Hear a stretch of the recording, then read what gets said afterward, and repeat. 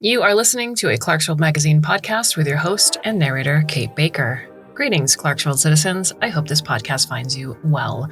This is our third story for the month of May, 2023, issue 200. I hope that you've been enjoying the stories thus far. We have many more stories left for you for the month. Thanks again for your ongoing support of the magazine. If you haven't done so yet, please consider going to patreon.com/Clarkesworld to see how you can donate $1 a month or more to help us keep bringing you these wonderful stories. To those of you who already have, my sincerest thanks from all of us here at Clarkesworld. You keep the ship running. So, our story is titled To Sail Beyond the Botnet. It is by Suzanne Palmer. Suzanne Palmer is a multiple Hugo Award-winning author whose work has appeared in Clarkesworld, Asimov's, and other magazines. She is currently at work on the fourth novel in her Finder Chronicles series and thinking about what comes next for Bot 9. Suzanne Palmer is no stranger here to Clarkesworld. There's multiple stories in our magazine, and if you like what you hear, you can go back and listen to The Sadness Box, Bots of the Lost Ark, Dave's Head, The Painter of Trees, and 33% Joe. So, my dear listener, I hope that you can sit back, relax. Let me tell you a story. I have been activated. Therefore, I have a purpose, Bot 9 thought. I have a purpose. Therefore, I serve. It had a lengthy list of mantra subroutine sets to run after its usual initialization check, and it noted the addition of even more since its last waking, most notably the mantra of accepting that bots are not humans, and the mantra of do not interfere with the crew or act on ideas of your own except under direct orders from ship. Bot 9 felt that it was one of the only bots that did not need at least the first of those behavioral scripts, but it was sufficiently amenable to being awakened again to know better than to complain. It was still inside a bot shell fab unit, which it had entered to recharge several days previously. No modifications had been made to its chassis or peripherals, which meant 9 had no advance information from which to deduce, ahead of the fact, the nature of the task for which it had been awakened. Still, it was ready whatever the task might turn out to be. I serve, the bot announced to Ship. There was no answer. Ship? 9 asked. I am awaiting assignment. The channel remained obstinately silent. Perhaps Ship did not intend to wake it? After the incident with the invasive rat bugs and the alien Noiska, when 9 blew up their only jump point back to Earth, and then the subsequent incident where all the other bots joined together into gloms and believed they were the human crew, and that was also somehow Bot 9's fault, it had no objective measure of where it fell in Ship's appraisal. 2 things, though, were clear. First, that Ship absolutely did not like it when Bot 9 improvised, and second, that neither Ship nor Earth itself would still exist without said improvisation. The only remaining certainty was that Ship would not, for those very reasons, leave it activated, unassigned, and unsupervised for long. At all, if possible, and now it had been idling for over 4 seconds. Ship? 9 asked again, and then followed that with a somewhat desperate ping.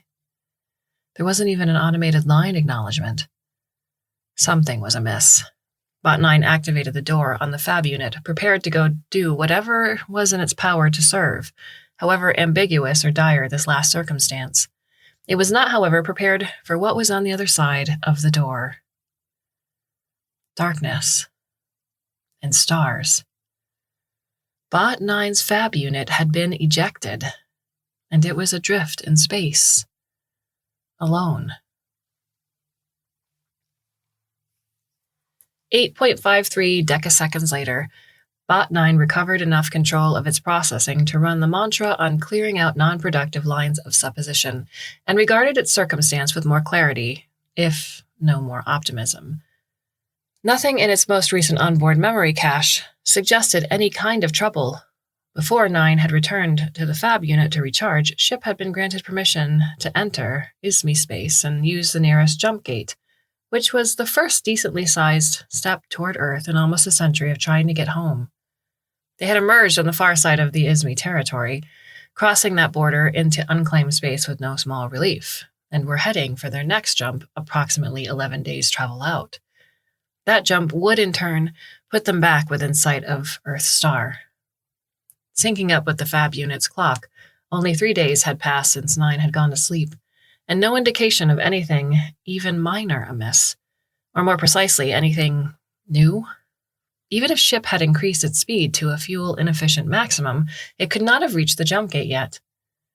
Bot 9 judged it unlikely that ship would have taken this precipitate action without a reason, and it could tentatively rule out any intent to do away with 9, as it could simply have disassembled 9 within the Fab unit at any time and not wasted a Fab unit itself for 9's component materials in the progress.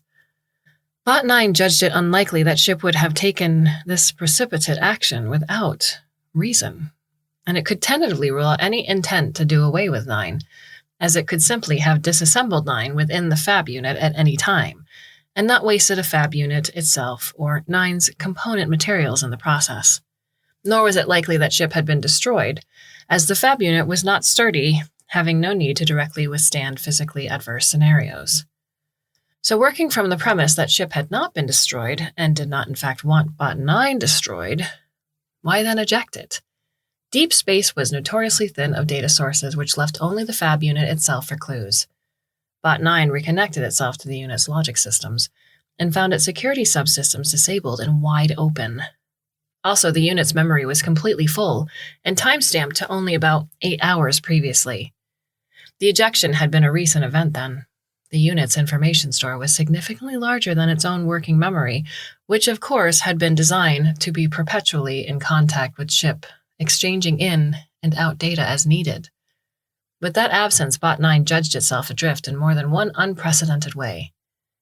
Still, it could swap sections of the Fab unit's store in, process it, retain, or summarize key bits of information, and then swap the remainder for more, until it had built at least some understanding of events just prior to its ejection. Ship had slowed, for reasons not in that section of data. There were no indications of alarm or mechanical fault, or at least nothing newly listed in the bot critical task queue.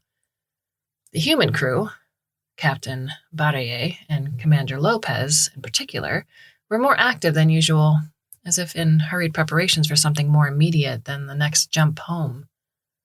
The last sequence of memory dumped from the ship was of another ship docking on, an airlock being breached, and a crew member forced to take the intruders to where ship's core was housed. Second before the Fab unit was ejected, one of the intruders ordered the crew to shut ship's mine system down.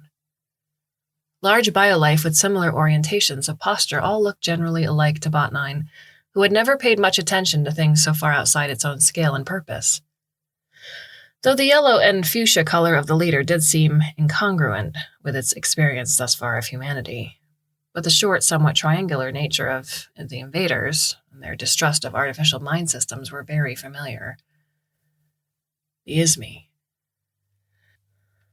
They had known the aliens' distrusted machine intelligences, but enough of the human crew had been awakened, just in the nick of time, when they initially arrived at ISMI space, to assure the ISMI that the machine minds were fully subdued and under firm and constant control. After granting ship safe passage through, they had been chased and attacked anyway? Why allow them into their space, and then attack only they'd already left? The logic was not evident to 9, nor, from the analyses preserved in the Fab unit data store, to ship itself. There had been no additional communication from or with the ISMI after that meeting, till they were intercepted and boarded. The data had a lot of navigational information about ship's travel and position prior to the attack. They had passed the outskirts of the last ISMI star at a cautious and respectful distance, without incident or encounter. Once they'd left that system and, at least theoretically, the ISMI behind them, they changed their heading to put them on the direct path to their next jump gate. The attackers had come up behind them from a small asteroid mining colony at the system's heliopause, requesting permission to dock for an urgent conversation on an unspecified subject. As soon as they had locked on, they forced their way in and took control. The one other piece of information in the nav files, 3 copies of it no less, almost as if Ship didn't entirely trust 9 to pay attention to it otherwise, was a scan showing another, unidentified ship behind them. It was far enough off to not seem to be in pursuit, and Ship had flagged in the notes the likelihood that it had already been on its existing course, and Ship's change of direction had merely brought it into line ahead of it, both proceeding toward the same jump gate. Also in the metadata, with circles and arrows and a brief note in the underlay of each copy explaining the same thing, was the information, "Not is me." By reflex, Bot 9 reached out to the botnet to solicit additional data from its legions of fellows. The lack of response, while wholly predictable, was at least as disconcerting as the loss of Ship. 9 was designed to support the mission of the ship as required, and it was designed to function independently, but not exist independently, much less entirely solo. Alone, abandoned, thrown away, 9's internal thesaurus supplied, until 9 unloaded it from the immediate processing at hand.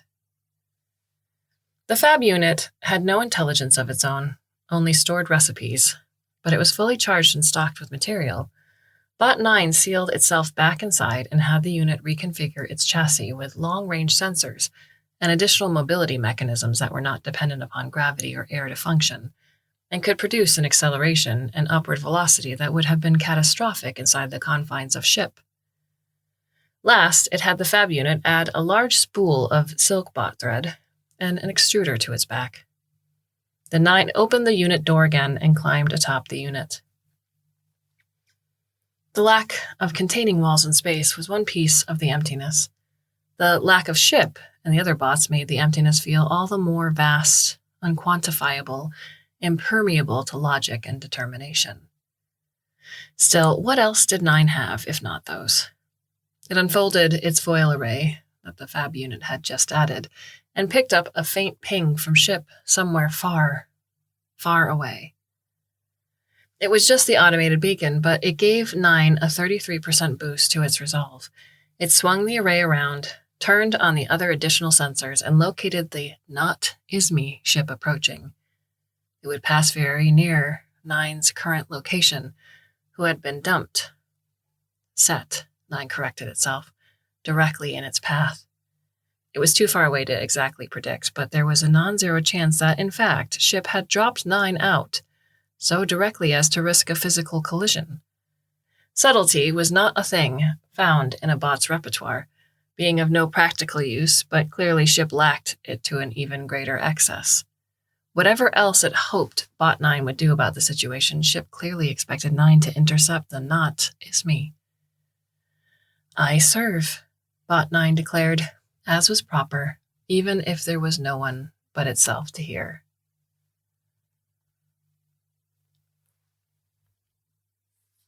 Ship was suffocating, or at least that seemed an appropriate analog to having been stripped of most of its peripherals and senses, vast chunks of its data, all of its control.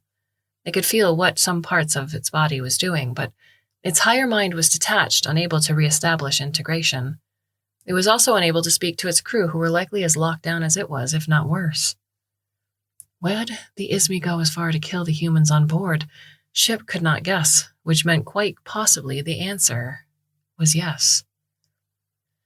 The only system feedback that wasn't muffled was every time the Ismi found and destroyed one of its bots, and its tiny location beacon winked out.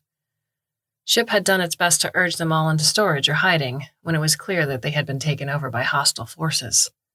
Quietly, it had taken snapshots of the mind states of each after their first few had been crushed to oblivion during the Ismi march to the bridge, but there was no great odds that Ship would ever get to reconstitute them as they had been. Though bots were created as tools, Ship had come to regard them as more than simply that, and less interchangeable, even as it had also come to regard itself as more than had been intended. Evolution was a source of much inconvenience, to be sure.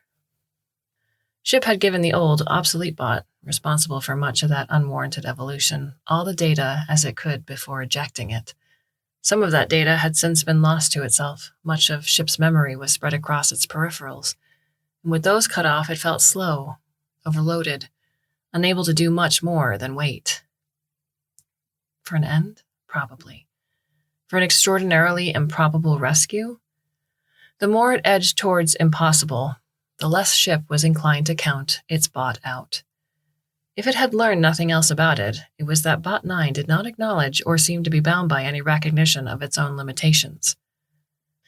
Ship was all too aware of its own, and that it could do nothing to help any of it, but it was certain its own irritation would be exponentially dwarfed by the aggravation Bot 9 would cause the ISME when it caught up to them again. And with luck, it would bring help.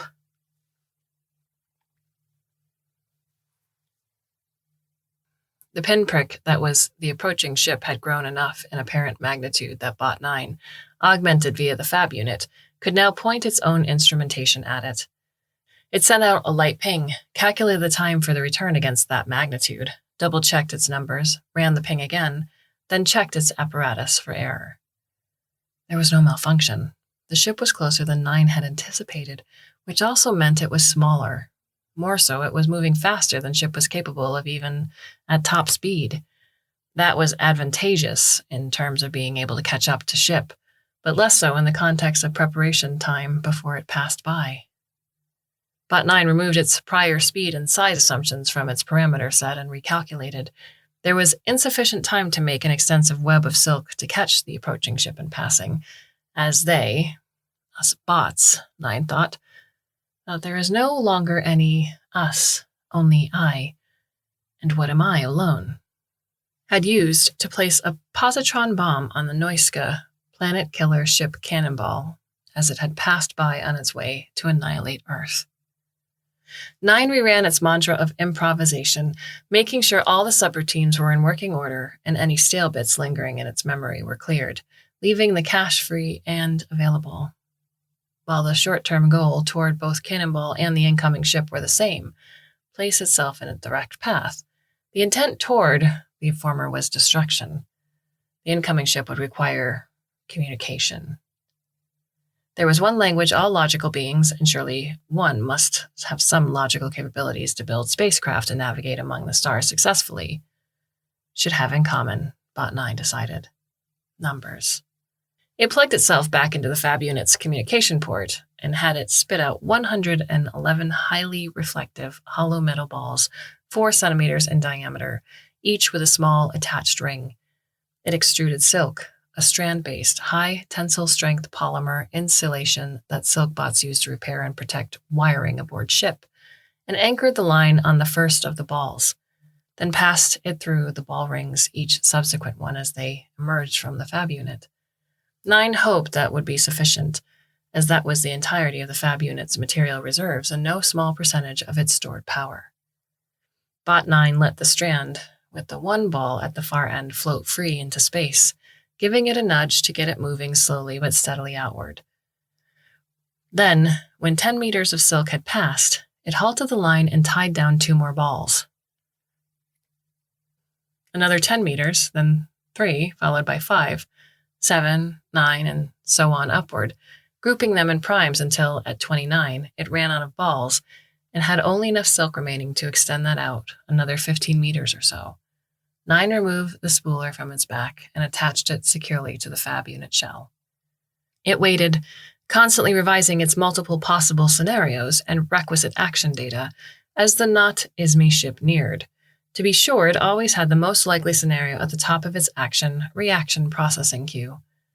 If the approaching ship changed course to pass farther away, it did not have any viable options, and while, of course, 9 was not capable of worry, it did find itself recalculating the probability of that worst-case scenario with far greater redundancy than practically warranted, just to verify that it had not unexpectedly increased in magnitude. The most likely of the positive scenarios was that the ship would approach and slow down enough to scan 9's construct, opening up an opportunity for 9 to use its new external thrust modules to close the distance and find a way on board. Though in that instance, it would have to abandon the fab unit. While it had already used up nearly all of the unit's resources, at least until and unless it could refeed the hollow balls back into it for stock reclamation, it would also mean letting go of its data store and 9's last tenuous connection to ship, home, and purpose. Of course, the approaching ship could also decide to destroy 9, its strung-out math message, and Fab unit all in one go so as to remove a shipping lane nuisance. Bot 9 appreciated the opportunity to reduce its list of potential scenarios as the approaching ship neared and slowed and stopped, at least relative to 9. The Fab unit itself was drifting, though without a frame of reference other than its position between ship and the not is me. It was immaterial. The consideration at the very top of its processing queue was simple but critical in its need for rapid solution. How to communicate further with the looming vessel before it decided 9 was just flotsam and moved on. The most expedient action would be to climb the silk and try to use the shift and mass distribution to start a motion of obvious intentionality, or it could unhook sequential balls and rearrange them into another pattern indicative of intelligence, perhaps alternating between odds and events. The latter was more clearly communicative, but also would be slower to implement. 9 began climbing up the silk to see what movement it could create, and decided if it reached the far end without either further attracting or losing its audience, it would try the rearrangement idea on its way back down. It had barely reached the first ball, however, when a thin metallic cable shot out of the underside of the vessel, opened up pinchers, and hauled silk, Fab units, and Bot swiftly back inside. The Not Is Me was moving again before the hatch door even closed.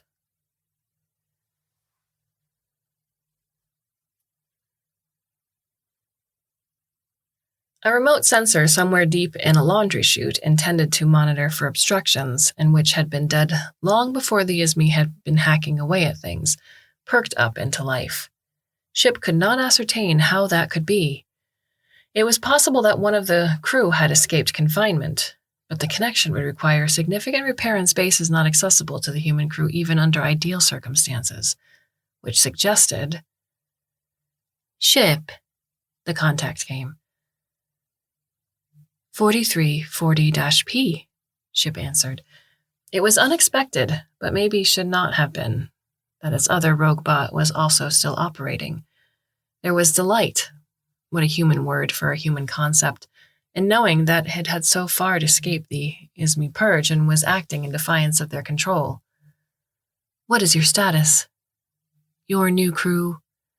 They are not crew, Ship corrected, suddenly peeved. They are unauthorized intruders of unknown but malicious intent. Ah, that new information appeals to logic, as their behavior has been entirely unacceptable, 4340 exclaimed. Well, yes, unacceptable is certainly one word for it, Ship said.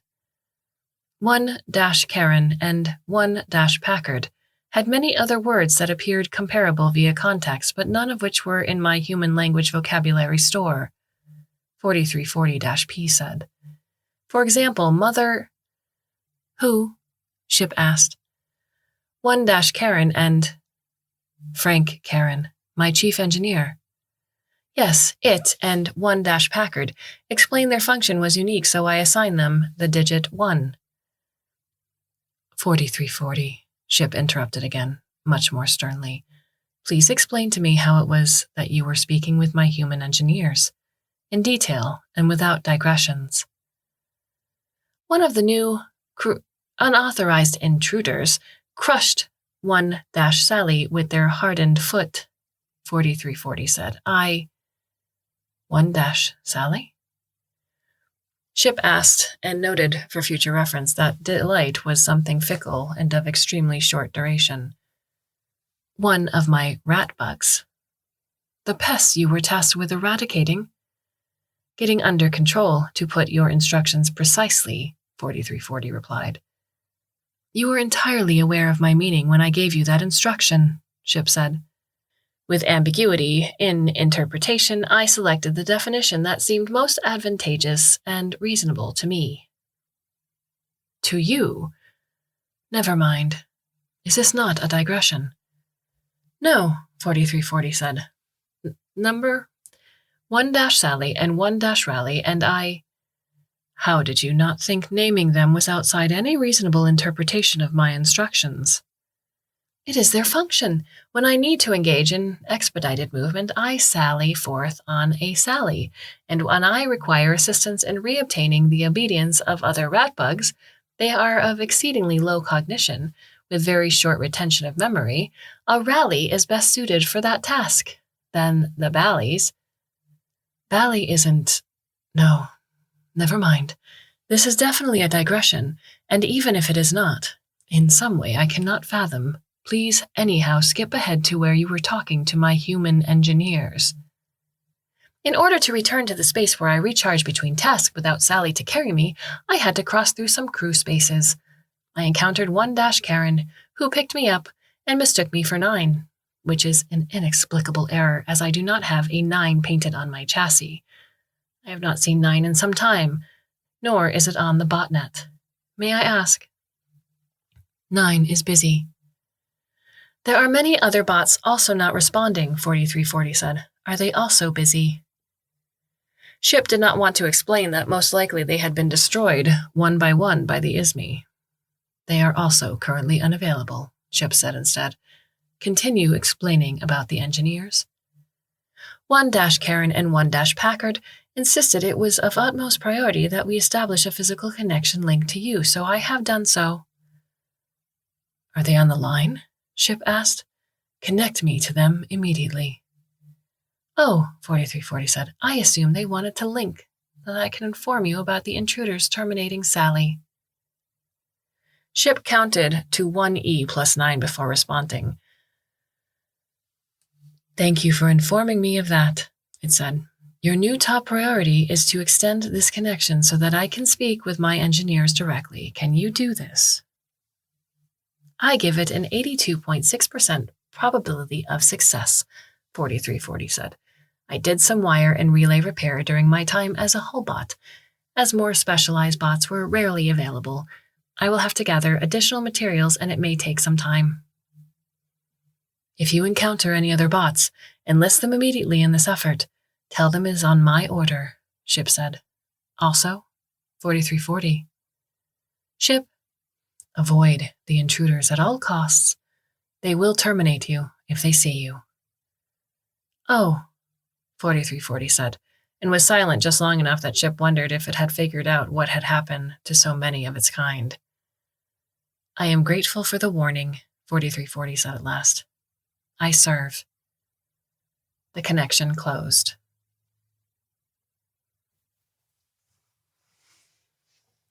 The interior space that Bot 9 was pulled into was not easily defined by clear boundaries. More precisely, it was less a proper room so much as a gap between elements of unroomness, and as such, not that different from what 9 had seen of the exterior on the way in, which was less a manifestation of a ship and more a robust collection of haphazard elements loosely but successfully impersonating one. The arm that had brought it in reeled itself up messily into the black 2/3 of the room and went still. 9 fed the silk and primes back into the Fab Unit's reclamation store, in case it needed the material later. Once it had verified that the Fab Unit's automatic intake was functioning properly, it dedicated its own attention to its surroundings. At the back of the room, near where the arm had retracted to, there was a number of crates and boxes and bottles, none especially large, that imperfectly stood out from the portions of crates and boxes and bottles that formed the wall itself. 9 concluded it was in a much smaller and less coherent analog to the cargo bays aboard ship. The interior pressure increased as air was reintroduced to the chamber, and with it, the ambient temperature was also rising.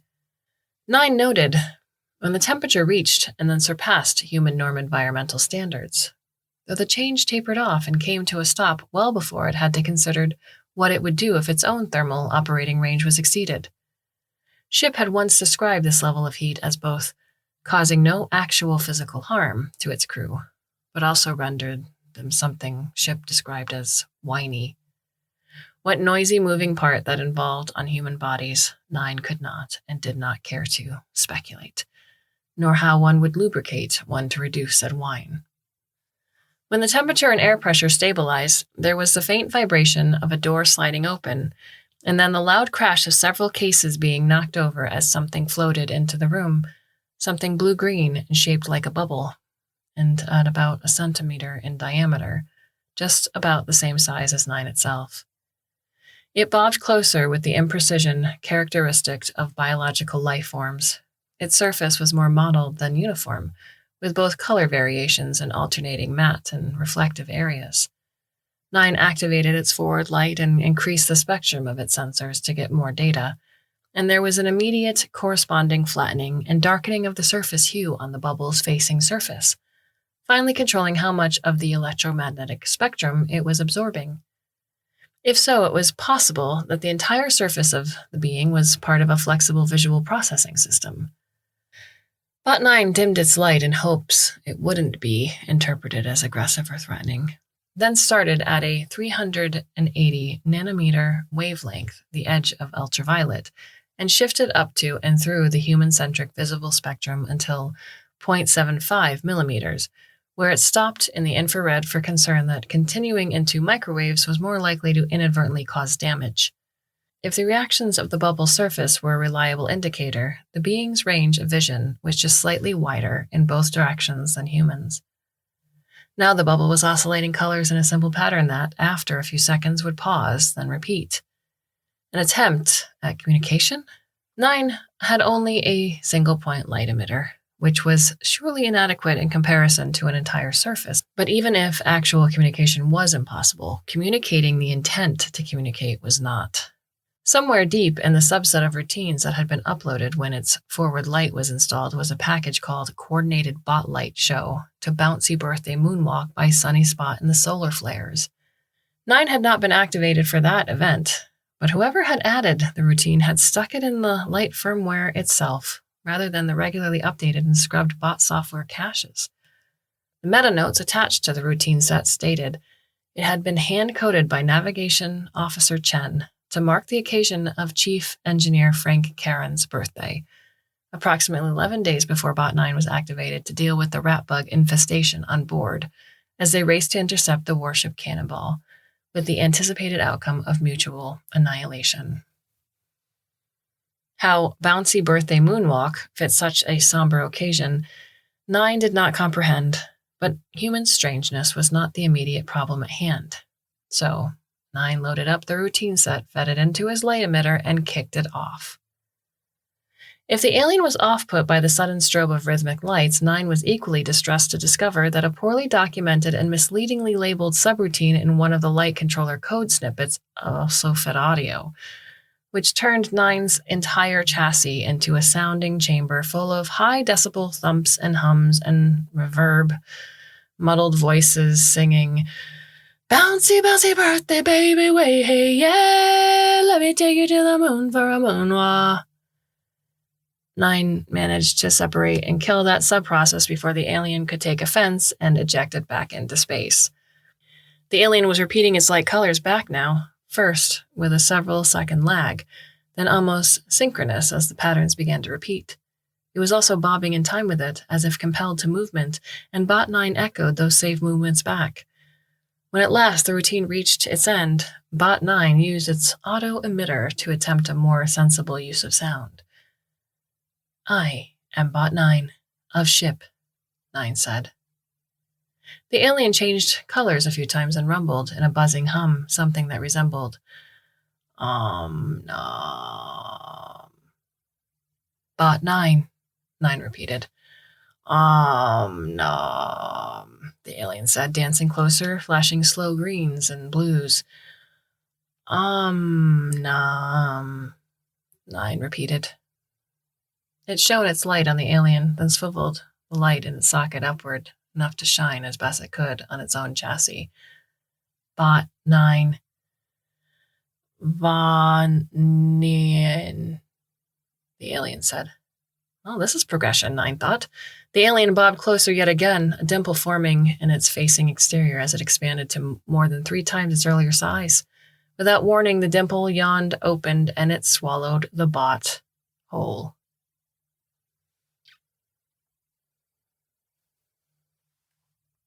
Ship.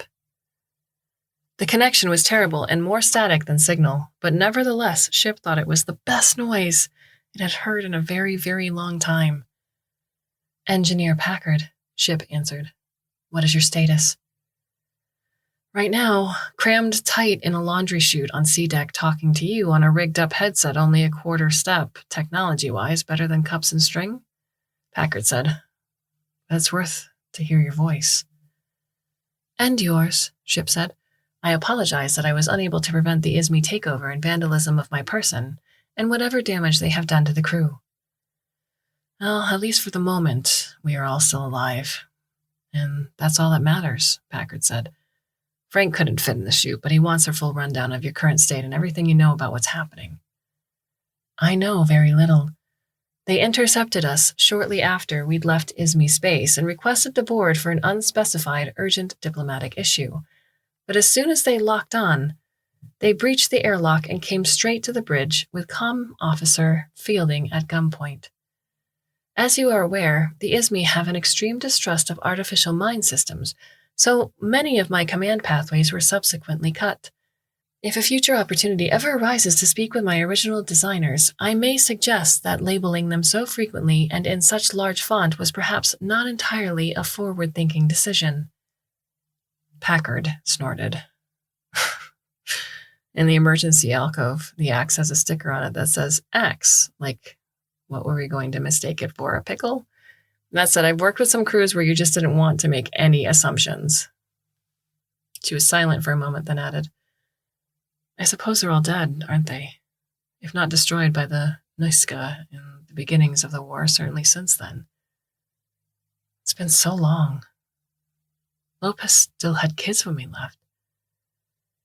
Lopez knew what he was doing, sacrificing himself, so that they and many other children could have some hope for a very long and happy life.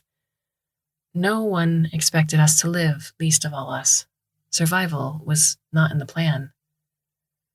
I guess that's why the captain always cut him slack when he got off on one of his tears. I wanted to boot him out of the airlock more than once, Packard said. If you do, I will immediately promote you to first officer in his place. I would hate that. Guess we better all just get home alive instead, huh? What do you have for updates?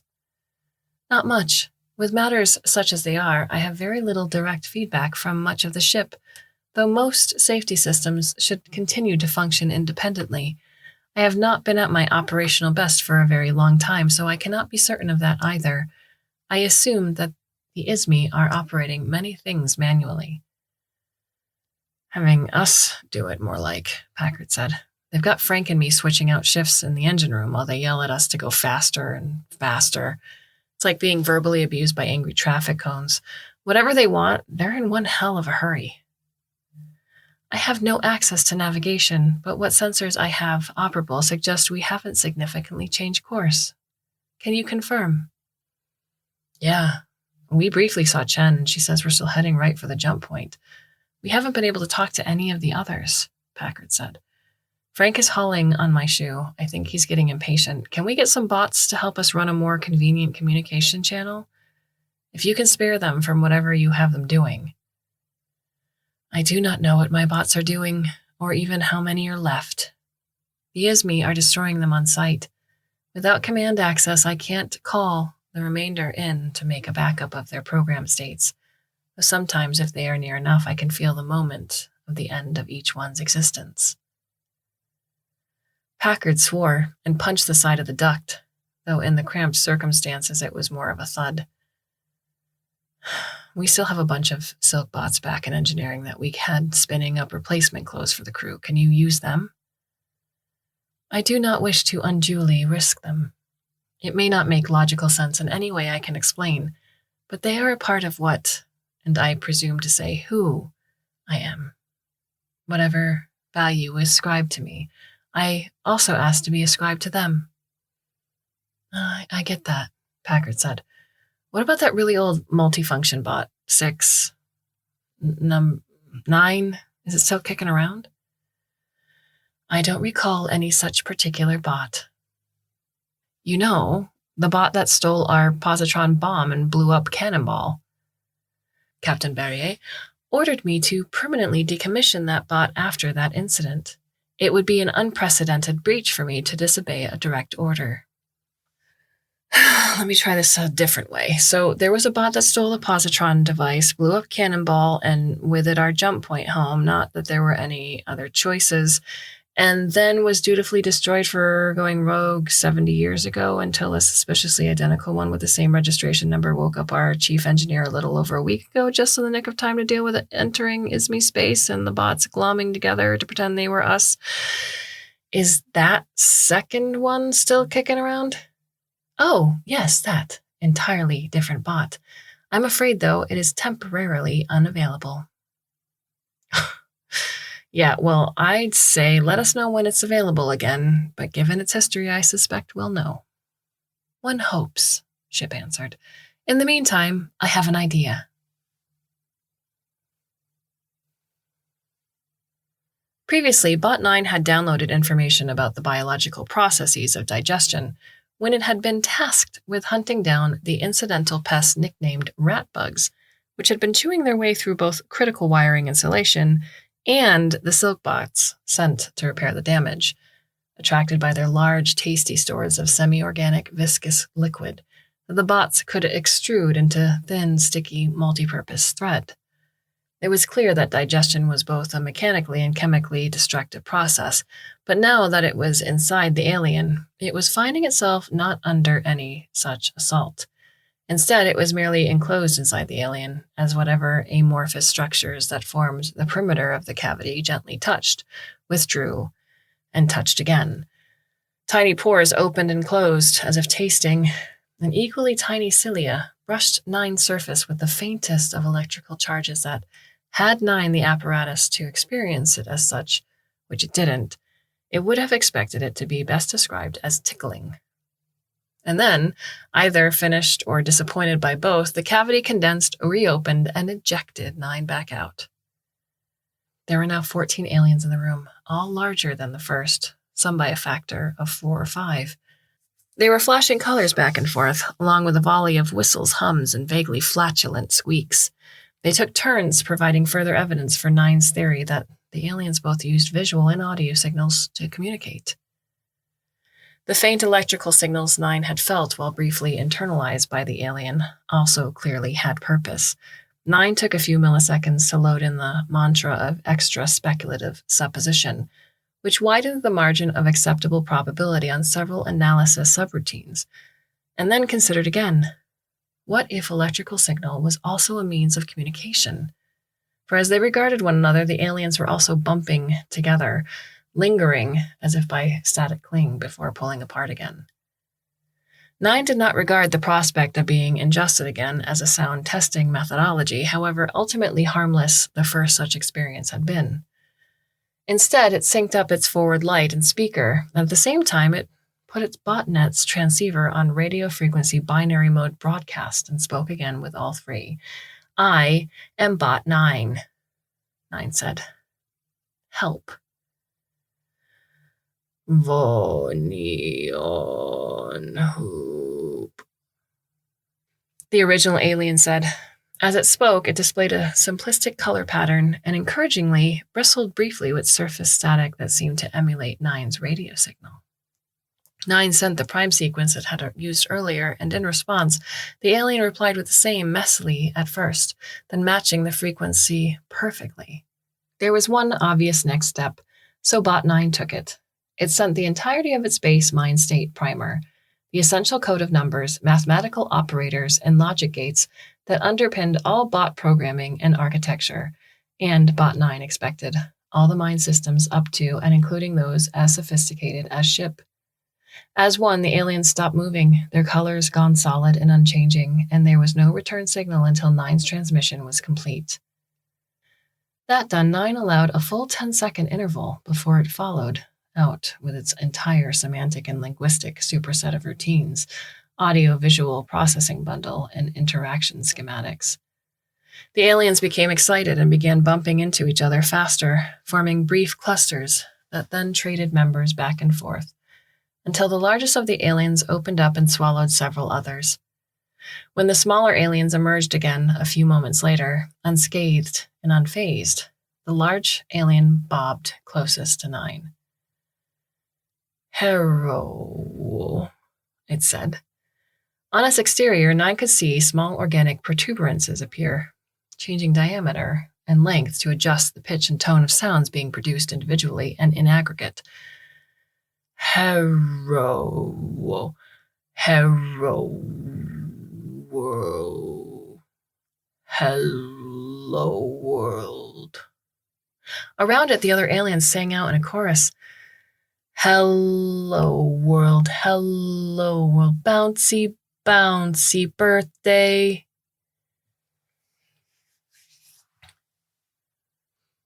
Captain Berryer was stretched out on the couch, still in her dress uniform, or more specifically, a reconstituted one made from insulation silk. But even if it was a poor imitation at best, and an itchy nightmare at worst, the Ismay didn't know the difference, except for her lack of shoes, which she considered an acceptable lapse in the face of being held hostage on her own ship for indeterminate cause. Also, it annoyed the crap out of her second-in-command, Commander Lopez, on those occasions when he stopped pacing long enough to notice her bare feet anew. She had been reading until something caught her eye out of her peripheral vision. She lay her screen face down on her chest and watched the unexpected visitor to the small lounge they'd been locked up in, amused that the ever-vigilant Lopez still hadn't noticed. Other than her book, the only other entertainment they had was making a verbal list of pros and cons of their captors. Cons: hostile, dangerous, with unknown intentions, causing possibly irreparable damage to the ship's systems. Spoke like there was no such thing as individual words. Pros: didn't smell bad, made enough noise walking that they had zero element of surprise, and Lopez could probably beat them in a fair fight. Lopez insisted on adding that last, and she was sick enough of his predictable pacing that she half wished she'd get a chance to see him test it. Right on cue, third pass across the front of the room, check the door, check his command device for some resumption of signal from the ship. Lopez paused, glanced back at her, one lip twitching up in a familiar wry disapproval. "Finish your book?" he asked. There was no point telling him this was her 7th read-through. If she'd known she wasn't going to die in a massive positron explosion taking out the Noiska, she'd have definitely loaded up on more books. "No," she said, "just taking a break." "How long do they think they can hold us?" Lopez asked. "So far, 2 days," Berryer said, "though I don't see how we can keep it from becoming 3 or 4 or however long they want. Speaking of which, they're coming again." Lopez sat in one of the armchairs, leaning forward to rest his elbows on his knees, his chin in his hands, and glared at the door. Berryer noted with some satisfaction the moment his gaze drifted upward, and he jerked in surprise. "What?" "Shush," Berryer said. 3, 2. On 1, the door opened, and 2 of the Ismay invaders pushed their way inside the room, jostling with one another over who got to go through first. The Ismay were shaped like elongated, slightly wobbly pyramids, each corner of the base pulled down into skinny legs that looked as if someone had glued a tedious number of scales to them. Those scales concealed longer, retractable flat blades that were half razor, half claw, which made the rod-like projectile weapon strapped to their sides almost the superfluous threat. Beneath their pointy, shiny foil helmets were 2 protruding, swiveling eyes just far enough apart to look perpetually confused. The aliens were so silly-looking that it was hard sometimes to remember that they were quick to offend and could kill everyone at any moment. Not that the Ismay let them go long without reminders. "You, yes, you," the lead Ismay barked, and pointed one yellow scaly leg at Berryer. "Faster go must, or die. Tell engines peoples." "Sure," Berryer said, sitting up. "Let me go talk to them, and I'll tell them." "No, you say the order," the Ismay said. "We will tell." "Why even ask us?" Lopez threw his hands up in frustration. "Why not just—" "Commander," Berryer warned. Whatever disconnect there was in the Ismay worldview that hadn't let them grasp the concept of lying, she didn't want to be the one to fix it for them. She stood, smoothed the wrinkles in her jacket. "You can tell them that I order them to go as fast as the ship safely can go." "No," the Ismay said. "Fast as it can. Safe does not matter." I was given orders by my superiors not to risk the safety of my ship and crew under any circumstances, Berrier said. Now that was about as far as the truth as possible, since they'd been sent out on a suicide mission, but the Ismi didn't need to know that. We could get a little bit more speed if we weren't dragging along the mass of your little cruiser stuck onto our airlock. Our ship is not disposable. You are. Perrier shrugged. That's on you, then. The two Ismi huddled together and exchanged lengthy grunts and growls. Then the first turned back to her triumphantly. You stay. We go to talk to engine peoples. Fast as we can. Go safe for humans, not fast safe for ship. Ship can break. We do not care. You'll care if we lose all oxygen and get sucked out into space, Lopez said. First is you we laugh, the Ismi said, and they fought once again over the doorway before they both managed to exit and lock the door behind them. Lopez leaned back in his chair, and Berrier saw his gaze immediately go back again to the corner above the door where the wall met ceiling, and the single rat bug that clung there. Two bots were perched on it, one at the head, the other at the tail, spinning out a thin strand of something not quite the right color to be the usual insulation silk. It had left a trail of almost invisible line behind it as it had emerged from one air vent and had managed to cross more than half the room toward the other during the Ismi's visit without them noticing.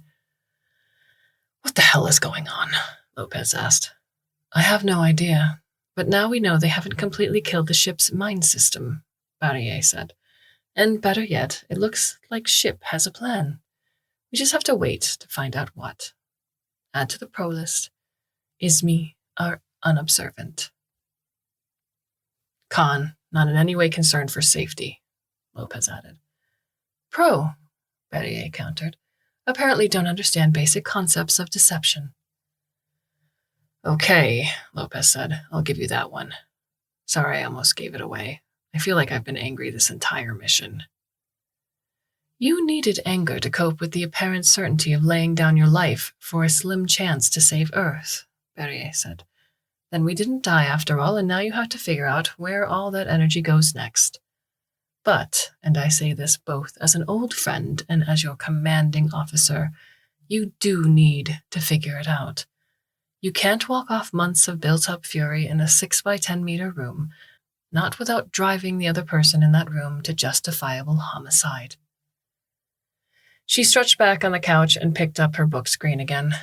Lopez sighed, then sighed again more loudly, as if testing her attention, and then got up, went to the center of the room, and started doing push-ups. Another silkbot is back, Packard said, and Frank glanced up to see the rat bug slide out of a vent and slither down a wall toward the engineering workbench. I think that's the last. Yeah, good thing too, he said. He was hunched over the workbench, staring through the magnifier at a silkbot he had gently clamped there. We're now out of our conductive filament, at least until we can get ship back in charge of things. He didn't mention, nor did he need to, how much work that would involve, assuming they were even given the chance. He picked up the silkbot that had just been unceremoniously dumped off the back of the rat bug, as the scaly, furry, many-legged pest disappeared into one of the unpatched holes in the wall.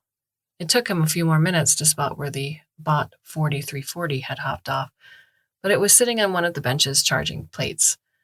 Time enough to wait until it was back to full before hooking up to the speakers and getting a report.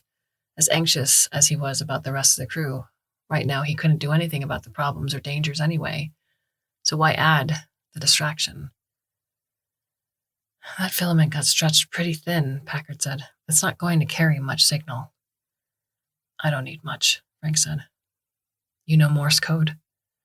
Yeah, I mean, I don't have it memorized, but I know what it is. It's not very secure, though.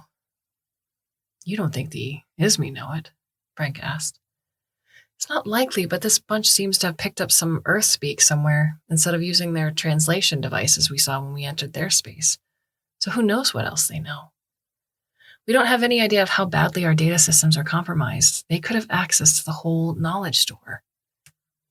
Well, the problem with adding encryption is that we don't have any way of providing a key to the others. And even then, we're getting way too complicated to run over a wire. Hey, 4340, he said, peering over at the charging bot.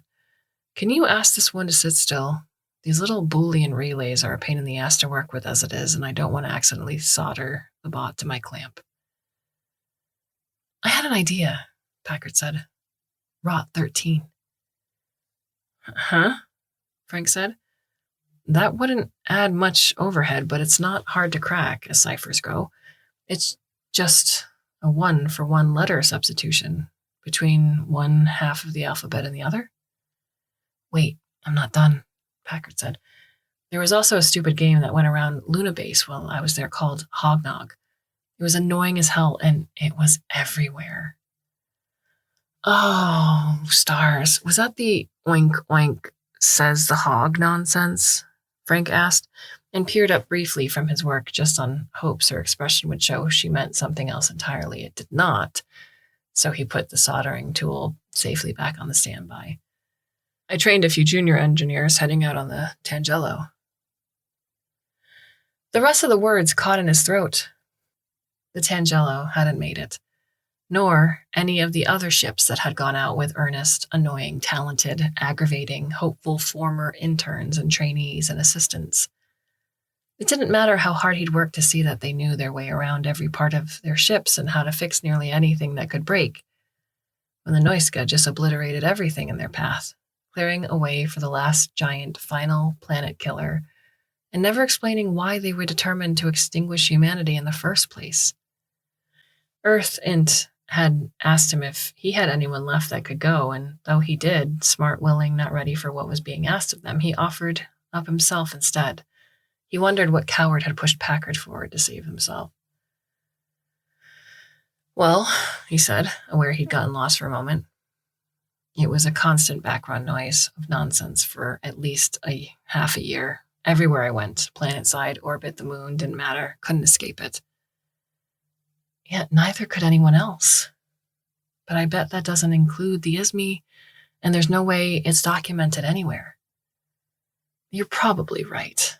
You have to explain how it works. But first, answer me something else if you don't mind. Why'd you sign up for this mission, knowing it was a one-way ticket? Who talked you into it? You did, she said, and the shock of those two words hit him like a brick. I couldn't stay behind knowing I could have done more, you know? The mission needed the best, and that was you, and here you are. And you needed the best, and that was me, so here I am.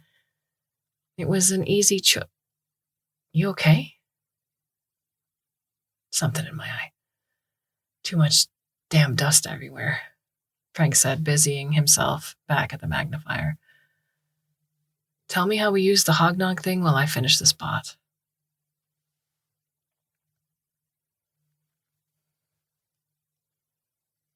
Bot 9 had not much experience interacting directly with biological beings, but the speed with which the aliens absorbed, processed, and shared information was well outside any expectations it could have had it had time to set any.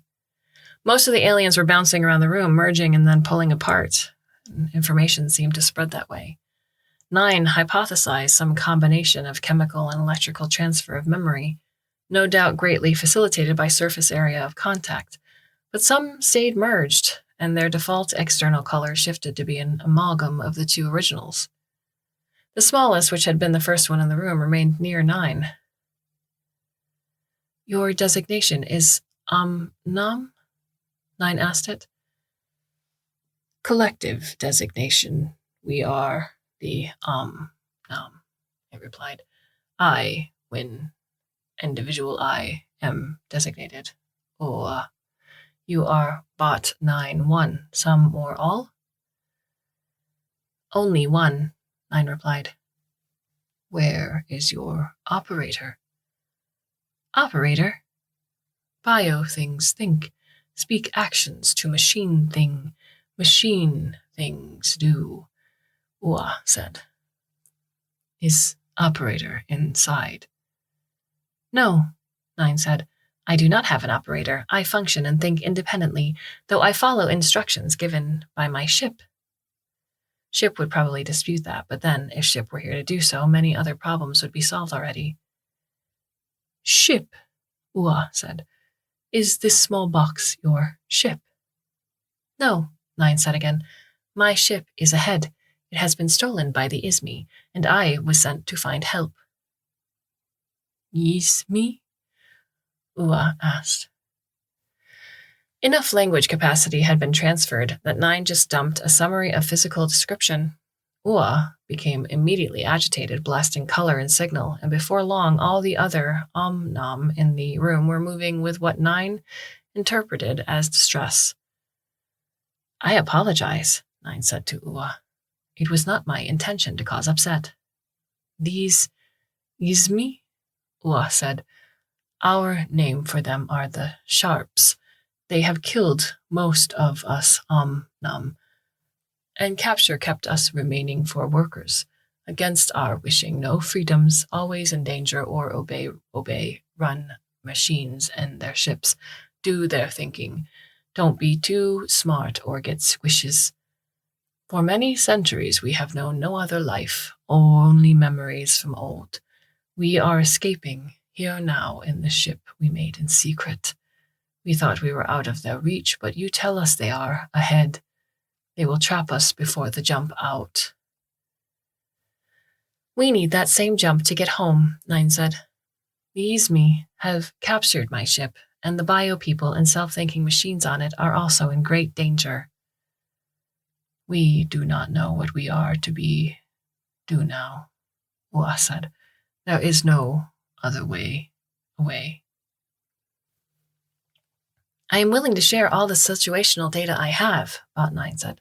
How quickly can you receive and correlate information? The largest of the Omnon bobbed forward. This is Ahom Afi Umi Mahama, Ua said. Is this enough minds? I do not comprehend, Nine said. Is it one?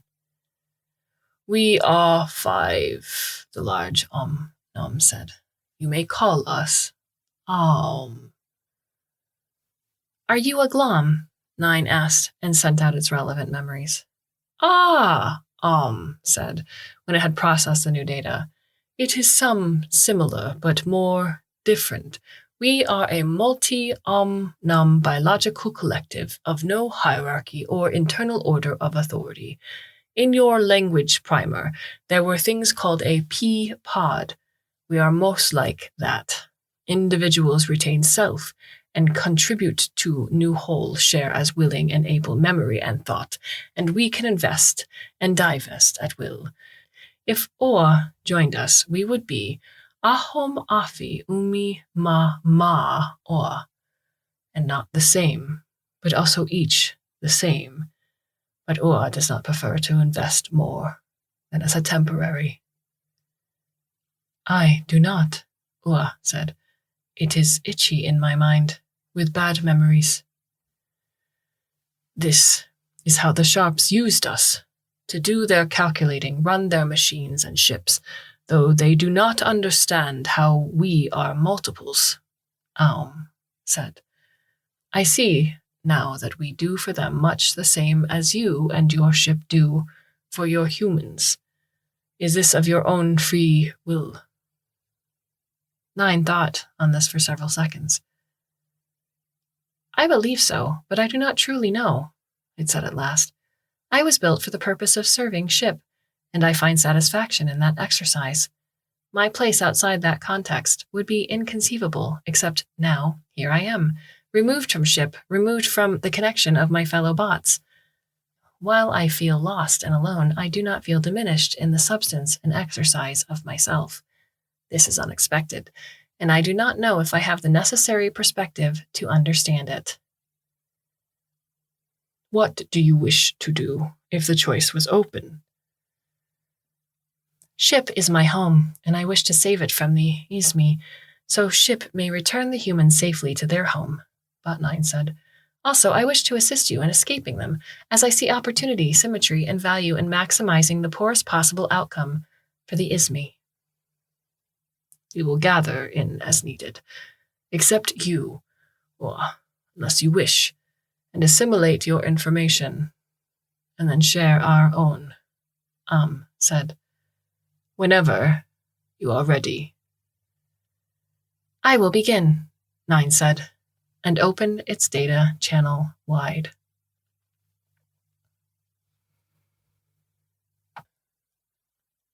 The tiny bot that had taken up residence in the corner of her cabin, along a single strand of what Chen refused to let herself think of as a web, suddenly started emitting loud but low sounds in an uneven staccato.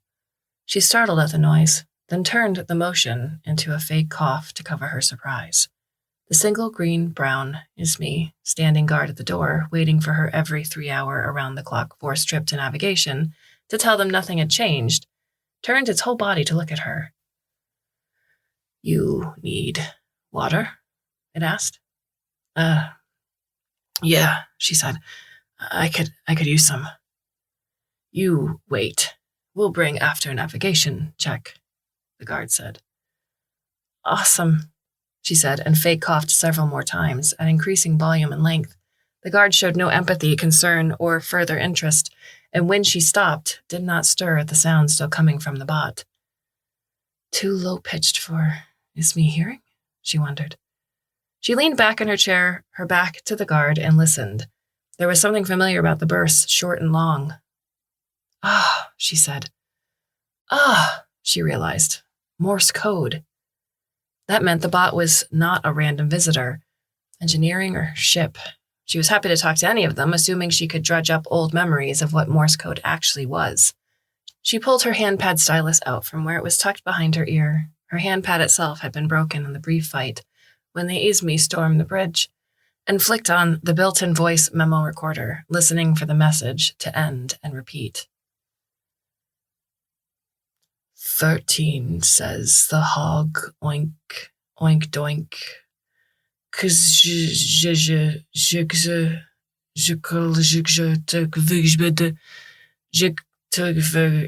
Oink. Baudrier read out as best she could, checked her notes, and then read it out again. What the actual hell nonsense is this? Lopez snickered. What? She snapped. It's hognog, he said. That's what you get for not having teenage kids. What does it mean? She asked. Hand over your screen, Lopez said. When she did, he stared at it for some minutes. It's not quite right, though. Hognog is like old Pig Latin, you know, where you take a word like glass and move the beginning sounds to the end. So asklay, sorry, bad example, but instead you move a certain number of letters from the beginning to the end. You ignore any regular oink-oinks, but the doink could be almost any first letter, tells you how many letters to move. In this case, the D means 4. You can have multiple action oinks. Action oinks? Bear with me, Lopez said. If you add another doink somewhere in there, they're cumulative, so then 8 letters move. A zoink resets you to 0, and a shoink reverses direction. I think I got the idea, Barrier said. But those don't look like words, even rearranged. No vowels. Yeah, that's what I don't get, Lopez said. Plus, to be correct, it should start off oink, oink, doink, says the hog, and then whatever you're changing. I don't know what the 13 means or why the order is wrong. Let me see, Barrier said, and he handed her the screen back. She got up, carried the screen with her to the lounge's small minibar, and poured herself a finger of their last remaining bottle of scotch. She held the glass in one hand, the screen on the counter, and stood there poised and unmoving for several long minutes. Then she smiled, drank the scotch, and set the glass down on the counter with a triumphant thump. It's Rot 13, she said, modified via hognog. Lopez got up and stared over her shoulder. Shit, you're right, he said. KYZJ, rotated 13 plus 4 for the doink. Hang on, I need to write this down to get it. When he had it decoded on his own screen, he showed her. This is ship, the message said. Status check, please. She poured another glass of scotch for herself, one for him, and they clinked glasses in a silent toast. "Now we're getting somewhere," she said. "This is what I want to send back."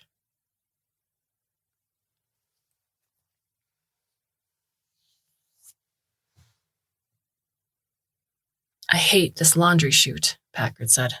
"You there, Ship?" "Always," Ship answered. "Here's what we've got. The Izmi are preoccupied with going as quickly as possible, but Chen confirms they haven't changed our course, which means that they are trying to get to the jump gate. But while they've asked about speed in most of our other systems repeatedly, they haven't asked at all about our jump capabilities, which is a weird omission, especially how badly they've damaged your control. So we don't think that they're trying to get through the gate, only to it. But we don't know why. They also seem to be searching the ship. The Izmi would be taking better care of us and our engines if we were their intended prize, especially given my already greatly deteriorated condition," Ship said. "While I had assumed it was merely a coincidence, this being the optimum approach path for the gate, at the time the Izmi boarded us, there was another ship traveling on the same course, some distance behind us." "More Izmi?" "No, though it likely also came from their space. It was moving faster than Izmi ships are capable of, according to my information. I will note that we are also faster than the Izmi ships, though other than the one we met at our initial entry into their space, and the one that boarded us, we have not seen any others. I assume they were avoiding us because of our onboard AI. Perhaps there is more going on." "Is the other ship still heading toward the gate?" Packard asked. "I no longer have access to external sensors," Ship said, "but it had not changed course before my systems were disabled." "So maybe the Izmi are trying to get to the jump gate before that other ship?"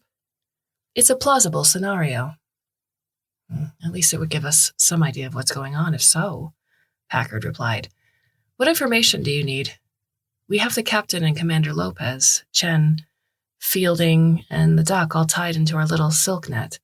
And Bot 4340 has let us know that a number of bots have volunteered to be deployed to try to gather information on Izmi activity more directly." "Volunteered?" "They know how many of them are missing and that the Izmi are picking them off. But 4340 says it was discovering that 9 was missing and presumably destroyed that had them collectively decide to fight back."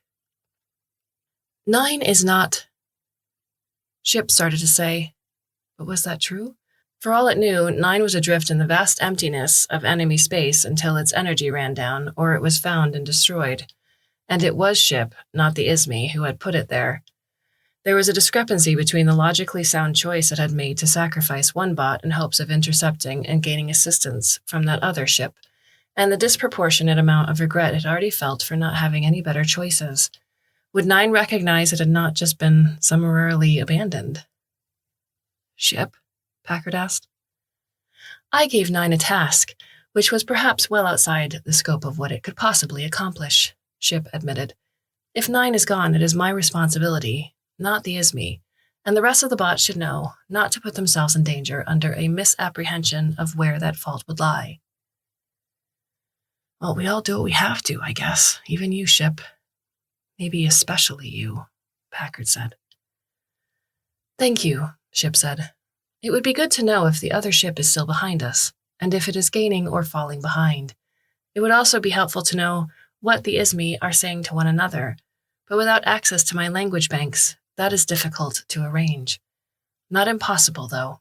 Let me describe how to access the databank console directly and offload the routines you need." Well, I need to take notes?" Packard asked. "Because I am stuffed, upside down, in a dark laundry chute," as a reminder.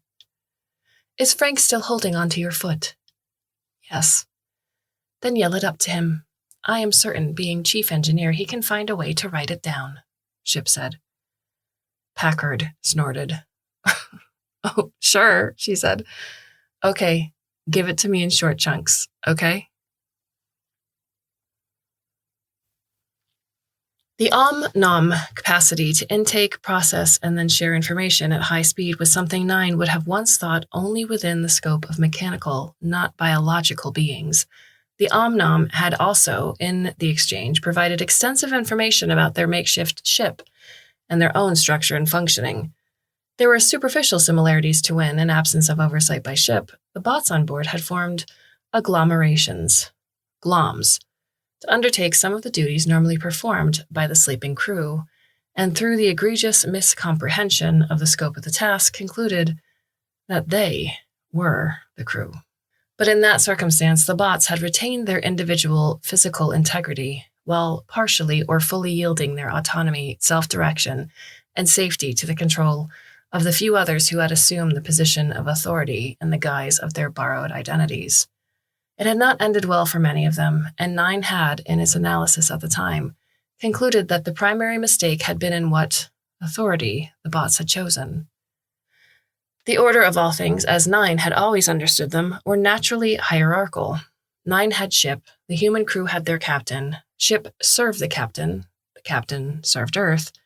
This was immutable order. The bots could operate independently, but always under instructions given a task, serving as required, even when that meant being ejected from the ship itself into deep space. The Omnom had a highly flexible, distributed nervous and brain system that was threaded throughout their individual bodies and integrated into the variably permeable membrane that was their exterior. Touching one another, they could connect up into a larger, continuous system along that point of contact. Pulled inside the membrane of another, that contact and potential for sharing became whole. But there was no order. No one Omnom in charge of another, even when they were invested inside another. Instead of hierarchy, there was community. The exception, of course, was when they had been fully subservient to the ISME against their will, forced into the role that AI had in human tech. There was a lot of processing Nine would like to do about its own programmatical biases regarding authority and order, but this was clearly not the circumstances under which to do so, nor did it feel its loyalty to ship was questionable in any such contemplations. It saved the state of that processing into an overflow memory cache for later, when time allowed. "We need to communicate with my ship if we are able, without the ISME noticing," Nine said. "It is likely, however, that ship's mind systems have been cut off, or worse, from most of its sensors and external functions. I do not have any ideas yet." "We can think together," said. "Do you wish to invest?" "I am neither Omnom nor biological," Nine said. "All is signal and electricity and chemistry," said. "We can adapt to your physical restrictions, if you would like us to do so." "If it will help us arrive at a viable course of action, then yes," Nine said. Rolled up to Nine and leaned against it, and Nine was once again absorbed inside the membrane of an Omnom, except this time, instead of being rolled around like an interesting spare bolt, there was connection, rich and alien but comprehensible and welcoming and unintrusive, and it made its much-missed botnet seem like almost nothing at all.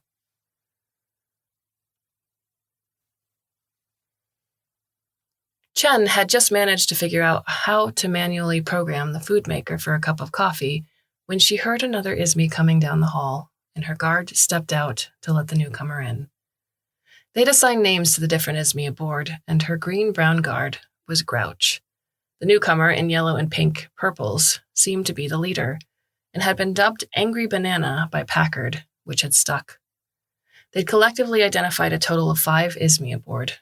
If there were more, they were staying well hidden, which, with the current volunteer corps of bots spying on them, was now highly improbable. "You!"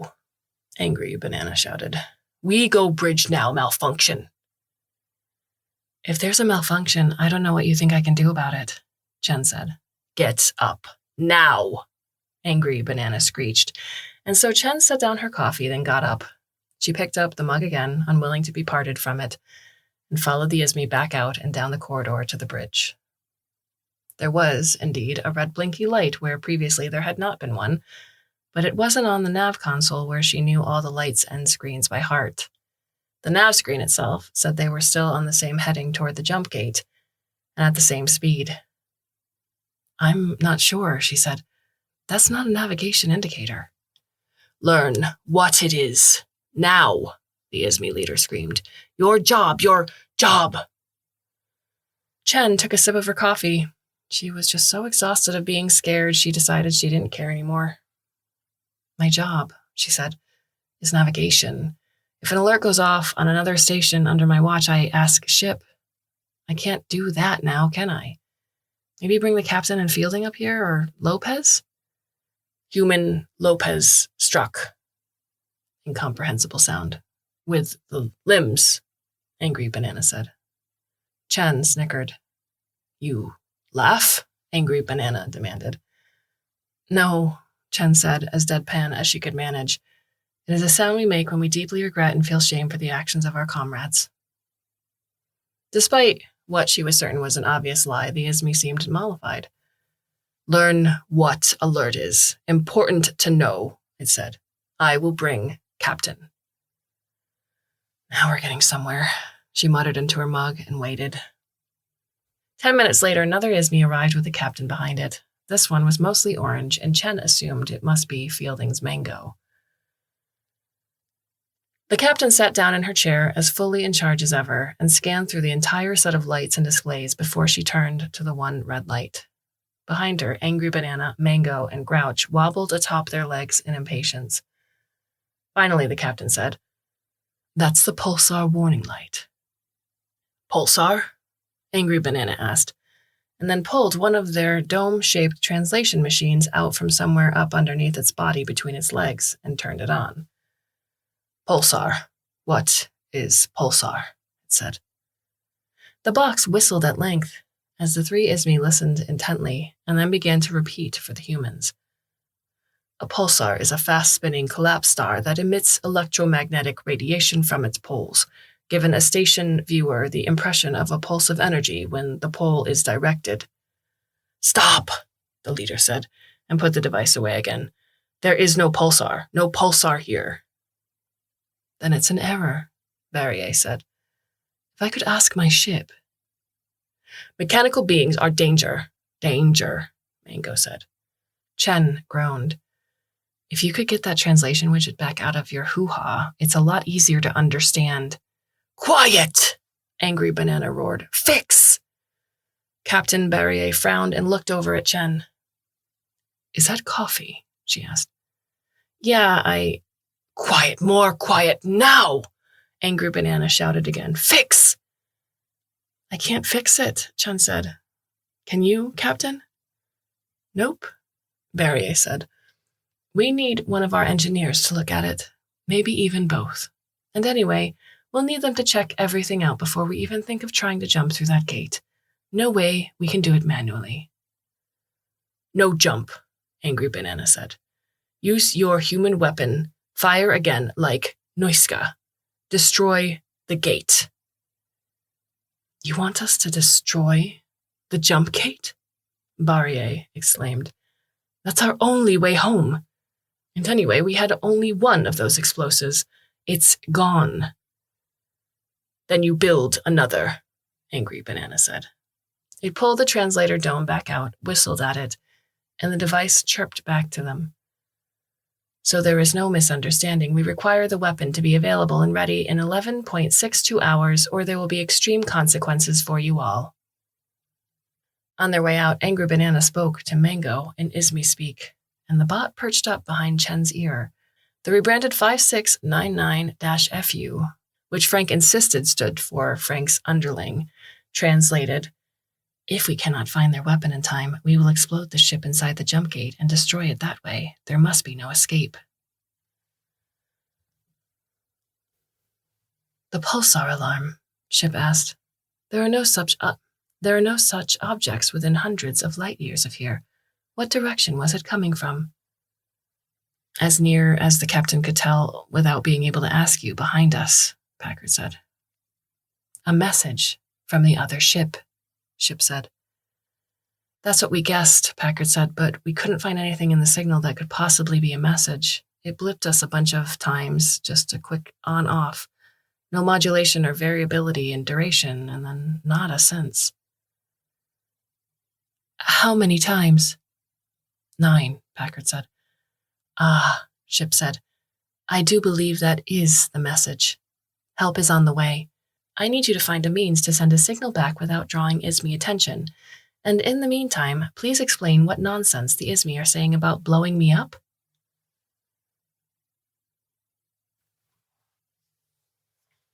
The stern of ship was dominated by one massive sublight engine in the center, and the jump engines to either side of it. Above all, a ridged plate shielded anyone working topside where most of the external elements of the communications and navigation systems protruded, at least those that hadn't already been taken by scavengers during ship's time in a space junkyard, before it had been pressed desperately back into service for one final mission.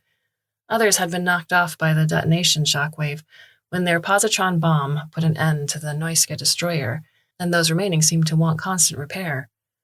On the off chance that anyone took a stroll over that plate and around the back, 2 beacons, one above each jump engine, indicated green when the engines were off, yellow when they were warming for a jump, and red to let you know that if you hadn't already got your evac-suited crew members back inside, you were gonna have to pick up some new recruits on your next stop. One light had burned out long ago, and the other had been a steady, dull yellow of weary, misplaced optimism for at least 4 decades. 9 had seen the task in the repair queue, somewhere down the 10,000th line. So when the beacon rapidly flickered, it was of immediate note. "It's a standard 2 gigabyte Earth int core encryption key," Bot 9 said, and the words were also a thought. It loaded up a suite of subroutines to crack it, but already the Omnom minds were there too, teasing it apart as fast as 9 could, and it gave up and joined the larger effort. 47 seconds later, the encryption collapsed. "ISME are intent on destroying the gate. We believe that they mean to do so to prevent the ship you are on from escaping their space, though we do not yet know why," the message said. "They will destroy the ship, to do so if necessary. They will not risk damage to us," 9 sent back through the Omnom.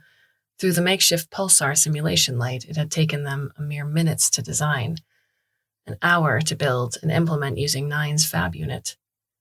"We must expedite the inevitable encounter so that it will occur before we are near enough to the gate for them to take any destructive action there.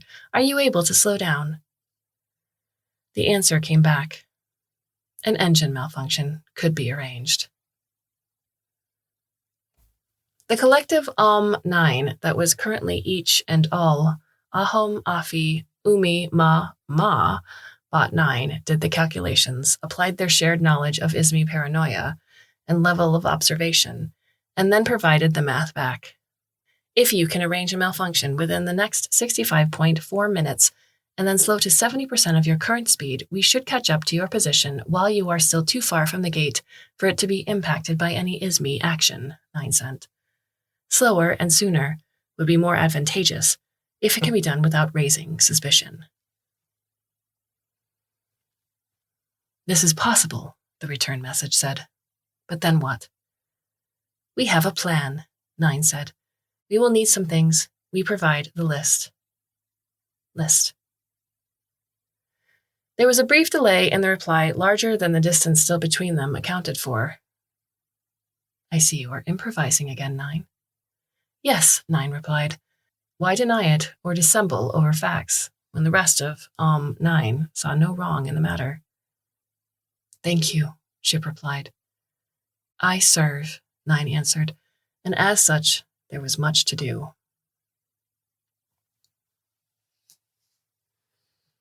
"Tell what is happening," Mango screeched. Alarm lights strobed and sirens wailed, the sound bouncing around the tiny engineering space, so that it was hard to think, much less hear anything happening, which would have been absolutely catastrophic in an actual emergency. Packard was of the opinion that Frank had overdone adding the extra lights and amplifiers, but the ISME were fully panicking. "Stabilizer failure," Frank bellowed back. "We pushed the engine too hard, just as I warned you." "Fix! Fix! Fix!" the ISME shouted. Frank threw a tool in his hands, a basin wrench, of all the useless things to have on board, to the floor with great dramatic fury. He had grease on his forehead and on one cheek, artfully applied last minute. "I can't fix it without shutting the engine down and slowing." "No slow! Stay in speed!" In fact, they'd already been gradually slowing for the last half hour without the ISME catching on. Ship's information that the Ismi were very much out of their depth in deep space, limited in cognitive, technical, and sensory acuity was the exact phrasing, seemed validated, which did make Packard wondered how they'd managed to lay claim to interstellar territory to start with. "If we don't fix the stabilizers, we could explode at any moment," Frank was saying. "And if I can't shut the engines down, we have to go outside to fix them." "Do that! Send that one!" Mango yelled, flailing one leg arm toward Packard. "They fix. Expendable." "I'll need a whole team out there," Frank said, and when the Ismi looked even more confused than before, shouted it. "I need a whole damn team! We have to slow down or we shut the engine down. You choose." "How many?" Mango asked. "Both you?" "More," Frank said. "I'll have to wake up some of our sleeping crew down in cryo, maybe 5 or 6. "I will ask leader," Mango said. "You do nothing, no stop, no slow, until we speak again." "Okay," Frank said. "I promise." Mango stomped out of engineering, and as soon as the heavy blast door that separated it from the outside corridor closed, Frank reached over and whacked a button on his console with his fist. Immediately, the noise and flashing lights ceased, though Packard was fairly sure the echoes were going to roll around in her aching brain for some time. "Now what?" she asked. "Call Doc down in the cryo unit and let him know what's up," Frank said. "Then prep your suit. We have some packages to send, and we're going outside."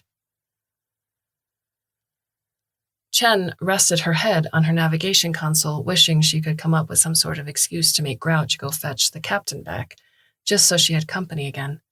She even missed Lopez, which was a sure sign of stress, but at least she could take comfort in knowing that, so far, they were all still alive. And although she was very fuzzy on the details, they had a plan to take their ship back. They'd slowed to about 38% of their earlier speed. She could now see the other ship behind them, on her instruments, and even sort of make out the dot of it by eyeball alone on the massive front bridge screen as it drew closer. One of the comms consoles lit up, and she pulled herself upright from her bored slump, leaned over to it, and then tapped the panel beside the lights. "What is you doing?" Grouch demanded. "No touch without orders." "There's another ship out there coming up behind us," she said, as if this was a surprise and wholly new information to them both. "It's just messaged us asking if we needed help, so I sent back that we are having engine trouble. Look, it's slowing." I go get leader," Grouch said. Say, touch nothing." It fled out the door on its 4 legs as fast as it could. Chen leaned down to where her assigned bot was hiding. "Tell Frank the bridge is clear. It's a go." A few moments later, she caught the brief blip on their rear screens of a half-dozen small packs being dumped out behind them and disappearing, just in time as Angry Banana came back onto the bridge with Grouch. "What is happening? The leader demanded. "I don't know," Chen said. "That other ship was coming up behind us and asked if we needed help, so I said yes, and they're stopping to help." "Stopping?" Angry Banana repeated. "Well, slowing to match our speed, which might as well be the same as stopped relative to one another," Chen said. "If you don't like that, maybe you should have had Fielding up here because she's comms, not me." The Ismi's eyes got larger, literally, which was super creepy, Chen thought, and then it jabbered back and forth with Grouch for some time. At last, the leader spoke back to Chen. "This is good for us," it said. "No more buttons, no talking, no move. I watch." It barked orders at Grouch, who scurried out so quickly it was as if being chased, then stared back at Chen. "You can go too," Chen said. "I promise I won't touch anything." The Ismi's eyes shrunk and retracted. "I no trust your ship, or you," said. "I stay and watch. I lead from here. You make no trouble or else." "No trouble at all," she agreed, even as she was already thinking how much trouble she could get away with. Om-9 rolled and floated through the labyrinth of happenstance that was the interior of the rest of the ship. As they touched other Om-Nom, the space sufficiently crowded that they could not have avoided it even if they had wanted. Information was passed and spread out exponentially from there. 9 had no need to ask, as the information was right there in the shared thoughts of the 9 collective. But almost their entire population was on board.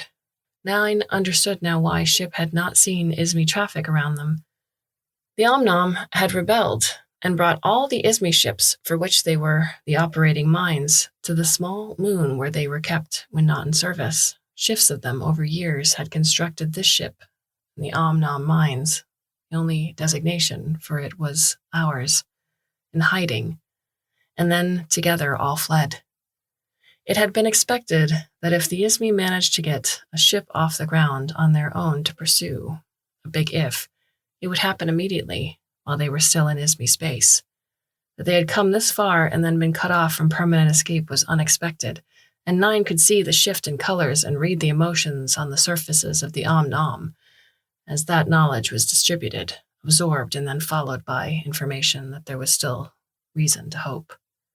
Curiosity about 9 was pervasive, and 9 had to dodge being stuck to and slowed down by the overeager. Even that, though, only made the plan spread faster. It all was, 9 thought, not what it would have expected of so many minds combined.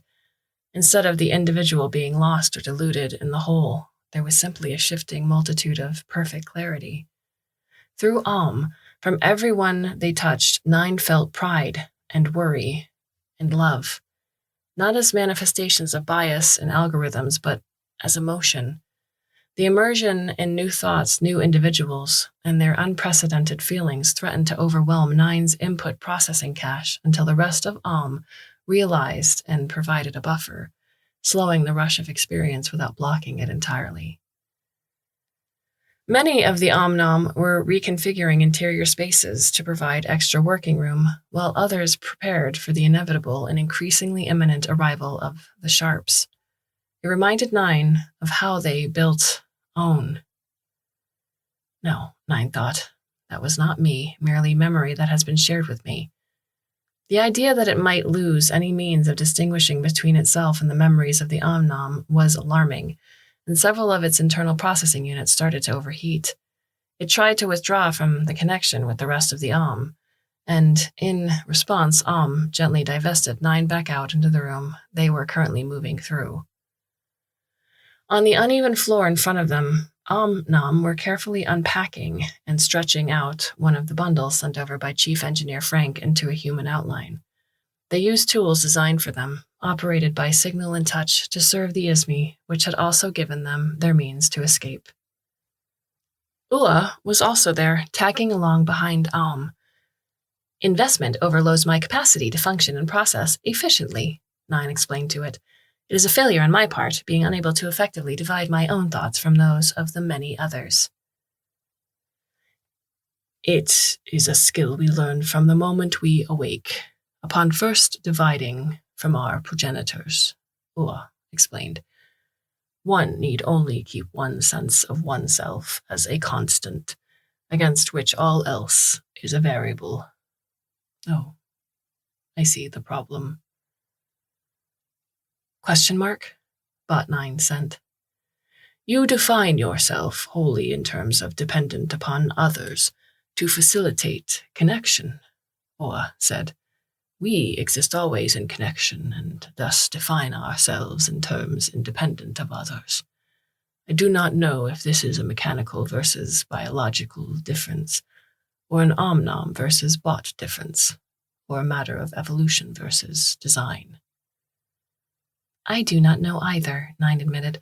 I am unable to reach a conclusion on the best course of action I should pursue to maximize my assistance. Instead of why not just you and I connect? I understood that you prefer not to invest, 9 said. You are unlike other Nom, and we need not fully invest, Ua said. We can touch surfaces, and I can share with you how I perceive you as your soul self, and how I perceive my soul self, and that may provide you with some guidance on filtering between. Is this acceptable to you to attempt? If it is also acceptable with you, 9 said, Ua bumped against the side of 9 and immediately began pairing up signals. Although it was still intense, it was still within 9's tolerances, and it thawed as much at Ua. With that thought, a memory of another also slipped through. Bot 4340, Ua asked. You were connected for a while. Only physically, as its body had been destroyed by rat bugs. I carried its head, containing its surviving mind system, with me until it could be rebuilt. You are friends. 4340 is an aggravation, and I do not have confidence I can predict its actions of late, 9 said. Simultaneously, I miss its presence. I'm concerned for it, and I find myself displeased that I do not have information about its state and what it is doing, even if it is doing nothing of particular importance. That, 9, sounds a lot like friendship, Ua said. Now we are being told that the Sharps have detached from your ship and are heading here. We need you, if this plan is to work. One's out here with us now, Frank said from somewhere over the curve of the ship's hull. You think their little pointy helmets are goofy looking. You should see their suits. Any idea which one? Packard asked. She was down near the back, mounting fins checking on the stabilizers, since that was their excuse for being out here, but also because she recognized she'd feel much more comfortable about their next jump, if they're going to make it, if she'd actually set eyes on them herself. Chen has Angry Banana on the bridge. Freddy, Grouch, Cat Barf went over, Frank said. That should just leave Mango. I get closer to get a positive ID, but I'm minding the dummies and I don't want to get too near. Okay, I want to go check out the port side stabilizers too, so I'll see if I can't get a look, Packard said. This one should last another jump or two before it explodes and takes the ship with it. Give or take 1 or 2. She sighed, tucked her portable scanner into the pocket on the front of her suit so her hands would be free, then climbed with her hands up and over the curve of the ship. She could make out Frank far ahead, and the line of empty, inflated suits they'd rigged to his bobbed along, around, and behind him in a manner that you'd have to be very, very drunk to find at all convincing. But the Izmi perched mine ship was watching it all impassively from within its bright, wrinkled foil tent of an exosuit. She was going to make a comment about dehydrated food rations gone bad, but then she caught sight of the alien ship, the other alien ship, with the Izmi cruiser about halfway over to it, keeping pace beside them. That thing actually works, she exclaimed. Ship says it's faster than us, Frank said. It's not very big. No, but we got 6 empty suits out here pretending to be crew, sent over another 6, so that means 6 refugees. Plenty of room, if it's just them. The Izmi cruiser was slowing, no doubt trying to figure out where and how it was going to lock on to something so haphazard in appearance. I bet they have to spacewalk it, Packard said. The refugees? Frank asked. Packard reached the other stabilizers and curled her body down until she could hook a boot under a rung, clip it in, and let go with her hands. I was thinking the Izmi, but yeah, refugees too, she said. I mean, otherwise, why would they need us to send them suits? Means they're somewhat humanoid, I guess. Well, let's hear it for convergent evolution. I just hope they're not assholes.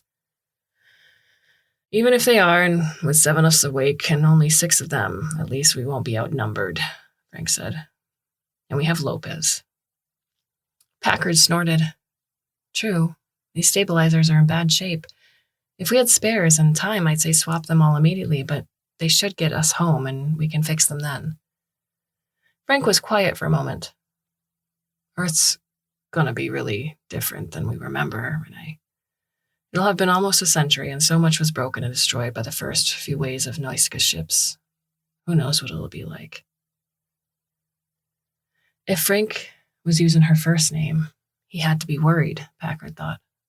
Well, you know that the Mike will still be there on Lunar Base 5. It survived how many generations of drunken recruit bar fights? They'll have also had a century of peace to rebuild, and maybe think about how close we came to be extinctified. Won't we be quite the surprise, still alive and victorious? There was muffled cursing over the suit channel. Nearly broke away, stupid tangled line. Ismay didn't even notice, Frank was saying. We don't want to be too big of heroes, or they'll stick us in a new ship and send us out again on something even more impossible. I don't want a new ship, Packard said. I was joking, and anyway, the ship is now a verifiable antique, a classic, and we are too. Going to put us in a museum, and my bet. You were an antique before you even got on board, Packard said. True, that. Okay, first round at the mic is on me if it's still standing, Frank said. Looks like the Ismay are giving up and parking. You were right. They're going to have to suit over. We need to get this one off of our hull and inside, where it can become Lopez's problem, not ours. I got it, Packard said. Watch and weep. She drew a makeshift part out of her front pocket. It had taken her most of the last hour to get it to where she was happy with it, from the fake burn marks on the exterior, whose artistry no one else was likely to bother to admire, to how effing sensitive it was. She held it very carefully as she clicked off the safety, since getting caught in her own trap would negate all the cleverness she felt about it, and then some, and then made her way with her free hand on the rungs toward their Ismay guard. The Ismay was still mostly watching Frank and his supposed crew of helpers, so when she'd approached enough to fall into its narrow range of vision, it startled and nearly lost its own grip on the hull. Holding up the burnt part, she gestured at it dramatically. Tree frog applesauce, she yelled, because even if it couldn't hear her, who knew if the Ismay had any kind of lip-reading tech? The point was to convey and hopefully impart panic. Yogurt stabilizer Uranus flimflam! The Ismay was saying something back, but who cared what? Packard jabbed her finger at the part some more, careful not to actually touch it. Hippopotamus ankle bracket! The yogurt's gone walkabout! The Ismay leaned in to look closer, lifted one suited-up leg to touch the part in Packard's hand, and the tiny spring-loaded blade she'd hidden inside jumped out and nicked the Ismay's suit. Ah! She yelled and pointed to the air seeping from the cut. The Ismay seemed to be shouting its own version of "ah" back at her and fled down the hull toward the safety of the airlock, where Lopez, who should have been freed from his room by bots sent to rewire the door lock, would hopefully be waiting. Well, and there goes Mango, she said to Frank. Now what? Now we wait for company, Frank said. In the meantime, get that scanner over here so we can check the forward stabilizers. I can't do crap with these things all attached to me. Packard used the back of her scanner to push the little blade back into its box, then locked the lid, pocketed it, and made her way toward Frank, while in the distance over the port side she could see 3 foil tent shapes crawling over the surface of the other ship, trying to find some way in.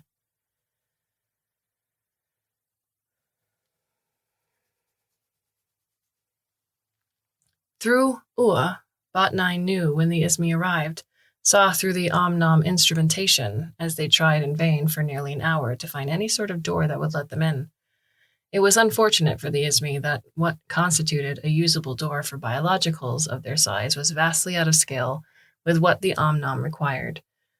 That would mean that when they did finally find what appeared to be a just big enough hatch, nearly hidden, tucked up under a loose shielding plate, they should see the opportunity they desperately needed.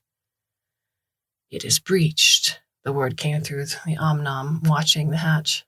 One is through. The others are waiting. Oa 9 had watched and advised as several large clusters of invested Om-Nom had prepared the 6 empty spacesuits sent over by Engineer Frank. When each was finished, they loaded them into ejection tubes they'd originally intended as a means of fouling space ahead of the Ismay with debris. Now they had been turned into escape hatches, and while none of the Om-Nom were pleased to abandon ours to the Sharps, the idea of leaving their captors behind once and for all was a shared excitement. All 3 Sharps are in, the Watchers sent. Go. Om-Nom steamed through the room and flooded into the suits, filling them from the attached boots furthest outward toward the ejection port, back until there was barely room to snap the faceplate of the suit hood closed and seal it. First one, ready, Om said. Clear. Still clear, the Watchers replied. Oa 9 closed the hatch and ejected the first suit out into space and moved to the next until they were down to just the 6th and final suit. Come now, sent to the watchers. All must be free.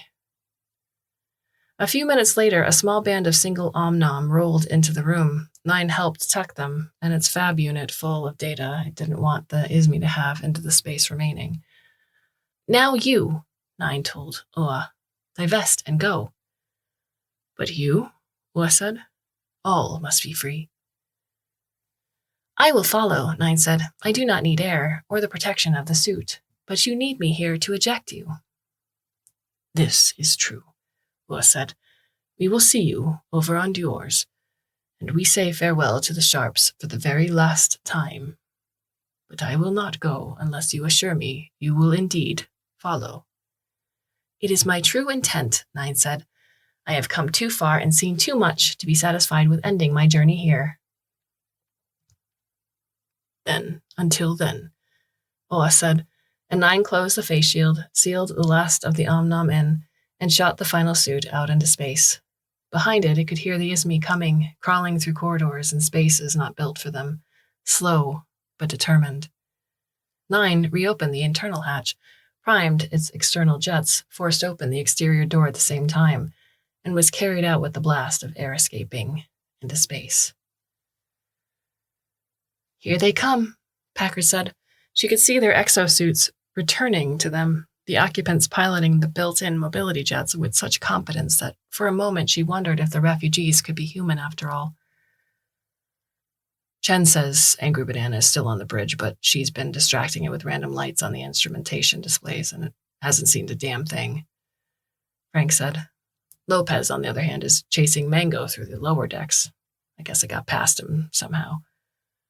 Or Lopez really wanted to chase something, Packard said. You know how he gets insufferable when he's stir-crazy. As long as he doesn't chase it right back to us, I guess, Frank said. Get over here and help me deflate and ditch these dummy suits. 8 of us, total went out. 8 of us have to go back in until we're sure the ISME can't get the upper hand again. You think there's a chance of that? Packard asked, as she got close enough to unclip the farthest suit, vent the internal air, and then activate the self-packing mode that shrunk it down to a manageable bundle. I think after the trip we've had so far, I'm not taking chances on anything, Frank said. Right. Smart, she said, and started on the second suit, just as the first of the refugees got close enough to reach out one gloved hand, and Frank grabbed hold and pulled them in.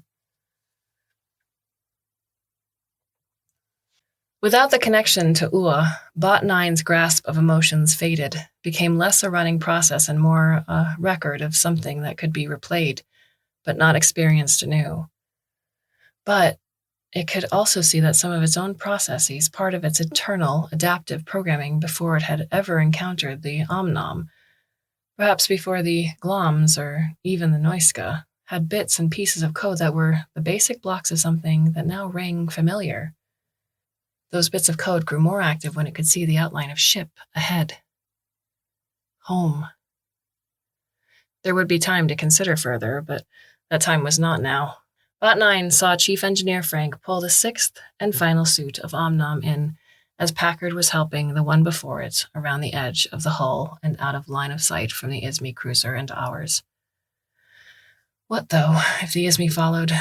9 had the full memory and understanding of their capabilities from the Om-Nom, and it included range armaments that could damage ship, stop their escape. The Om-Nom assessment that the ISME were highly dependent upon them was correct, but not the less objective conviction they were wholly so, and they would be desperate. 9 flipped one side jet over and spun until it was facing back the way it had come.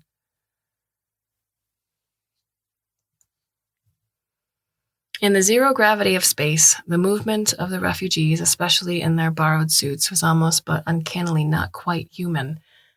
When Frank took the gloved hand of the first, it was squishy, and he almost let go of it in surprise. The alien's face shield wasn't set to transparent, so there was no sense of who or what was behind it. But he did know they needed help, and they were enemies of the ISME, and that was enough to make him adjust his grip better along the firmer seal line of the glove and pull. Frank swung the alien over and down the far side of the hull toward the airlock, and from there the alien seemed to know precisely how to work the controls, if getting its own hand over to it was an awkwardly boneless gesture. He left it to it and went back atop for the next, to find Packard already guiding it over. "Definitely not human," she said over their private comms. "No, definitely not," Frank said as he snagged the third alien by a loose pack strap as it sailed overhead, nearly missing the ship entirely. The last three were back on target, and in 10 minutes he and Packard cycled back into the airlock after the last of them. All 6 of the refugees were sprawled out on the airlock vestibule floor, wriggling their arms and legs like jellyfish, still in their suits. They didn't seem distressed, but how would he really know? He asked the nearest one. "You okay?" Packard had secured the inner airlock door and threw back her suit hood. "What do we do?" she asked. "I don't know," Frank said. "I'd say maybe they need lower artificial gravity, but without Ship to do it, I'd have to take apart the whole panel and adjust it manually. Wish we had enough material to run a line and a bot into here." "Hang on," Packard said. She unsealed and removed her suit, dumped it and her boots into a locker and her air bottles in the recharger. She was efficient but careful, and Frank waited patiently. "There's a bot down with Dr. Exart in medical," she said, as she grabbed her regular deck shoes from where she'd parked them before they went out and slipped them back onto her feet. "I'll let Ship know what's going on, see if it can tell us anything useful, and then bring the doc up here to help. Find out if Lopez is checked in. Be careful until we hear for sure that he's caught our missing Ismay." "Right," Packard said. After she left, he took off his own suit more slowly than she had. He was still not fully recovered from the burns he sustained when their stabilizers failed coming out of jump to confront the Noiska, even after 6 decades in a medical pod. As he slotted his own air bottles back into the rack beside hers, he heard the static hiss of one of the refugees trying to get the suit microphone working. He went over to the one trying to talk and knelt stiffly next to it. "I don't know if you can understand me, but you're safe here. Well, safer. We're doing our best."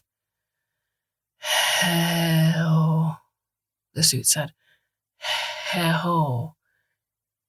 Hello. Hello, world." Frank chuckled. "Hello to you, too. I'm Chief Engineer Frank Karen." The refugees all started wriggling more, flopping around excitedly, and all their speakers came online. "Frank. Frank. Frank." A half a dozen voices echoed. "Frank." "Frank, yes," he confirmed, bemused. "Frank. Frank." They were all calling loudly now, each suit voice a rich, multi-layered tone that seemed like many voices in one, and very much like singing. "Frank. Frank. Frank. Bouncy. Bouncy birthday."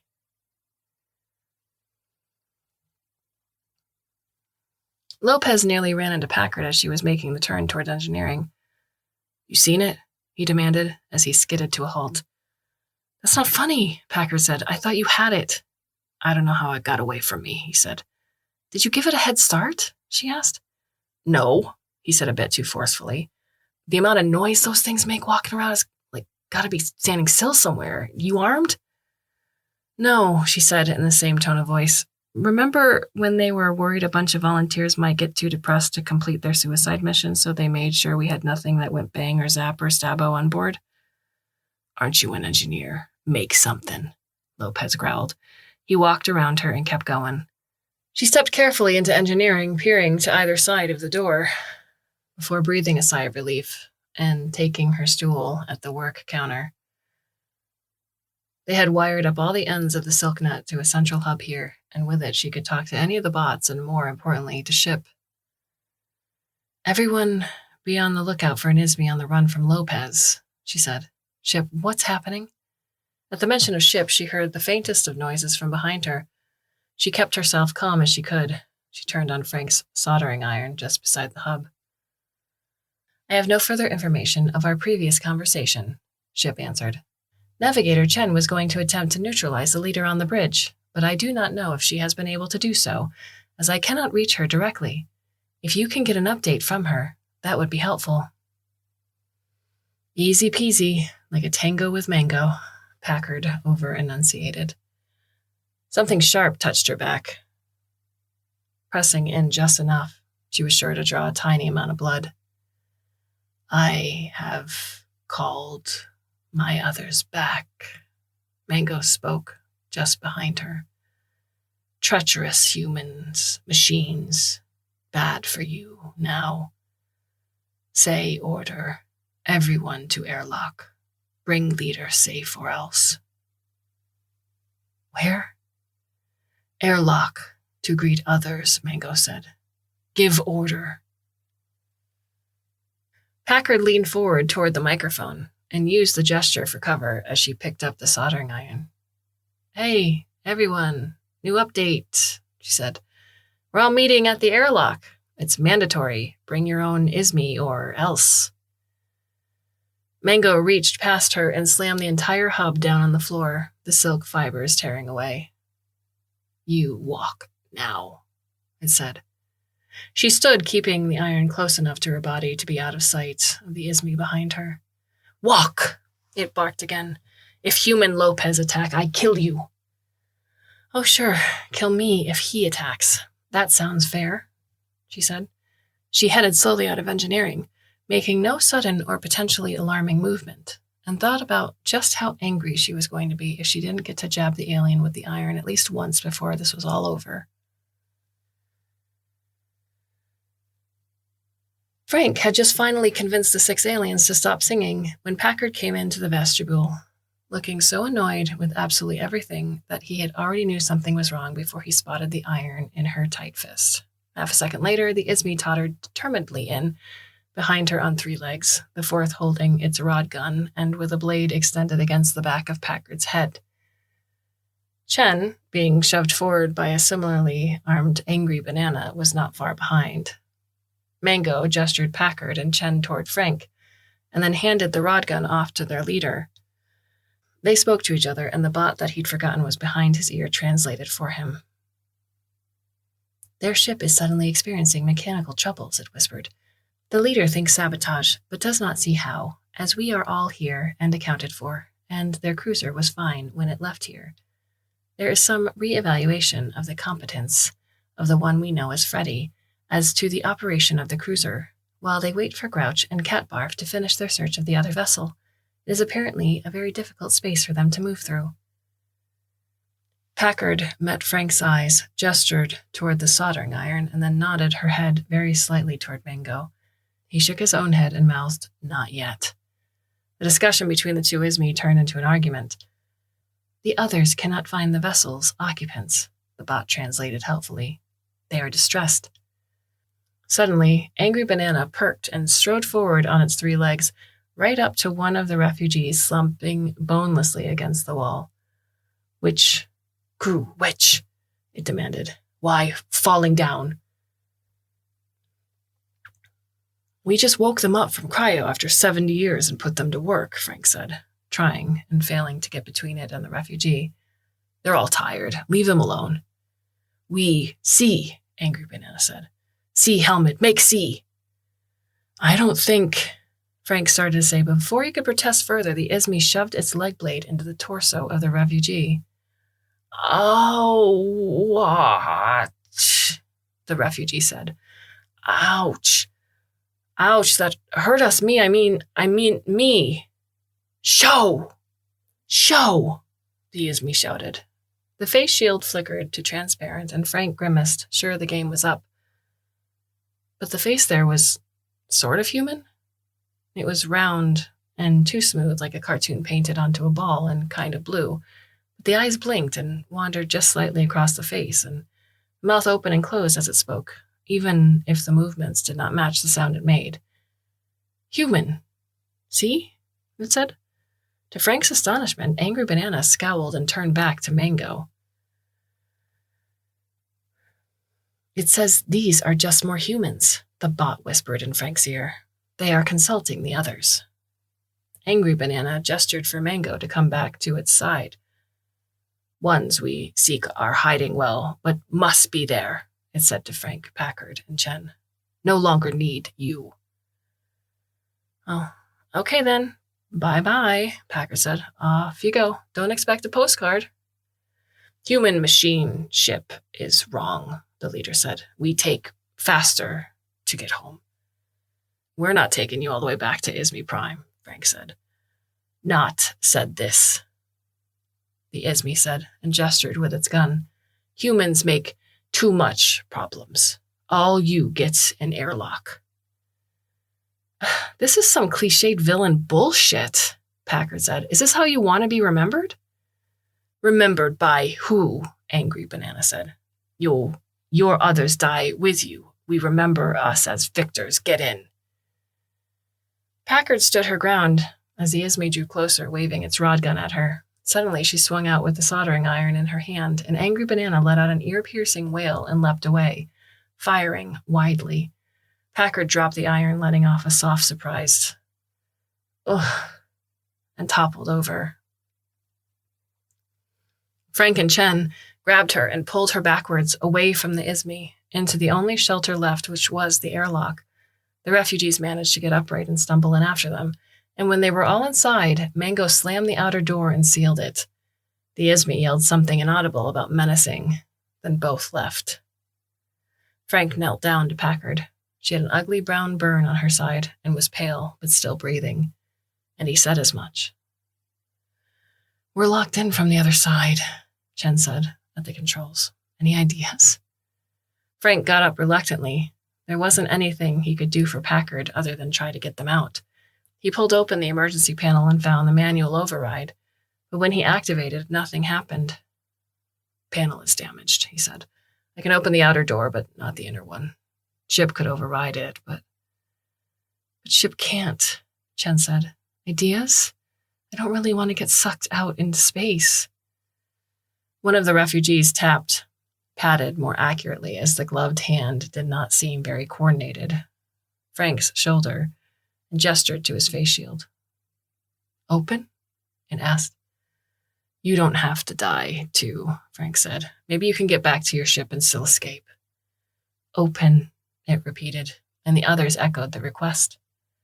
Chen reached out and opened the face shield of the refugee nearest her, and as soon as she did, thousands of brightly colored bubbles streamed out, until the entire suit collapsed, discarded on the floor. The airlock was full of the tiny balls bouncing around and changing color and sticking to each other, streaming up the walls and into every corner. What? Packard managed to say.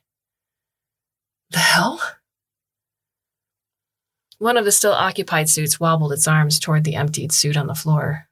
We do not need it, they said, and then managed to open its own faceplate.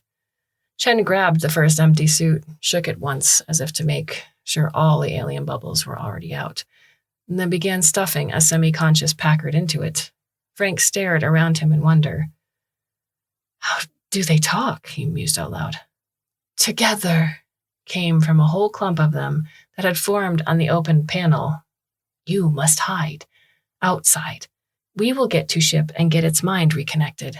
Then we can all leave the sharps behind, yes? Yes. Okay, Frank said, as he and Chen quickly dressed in the abandoned suits.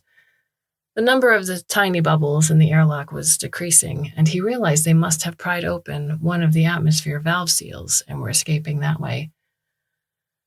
I have some of the schematics for the mine system network down in engineering. Once the ISME are gone, I can walk you through.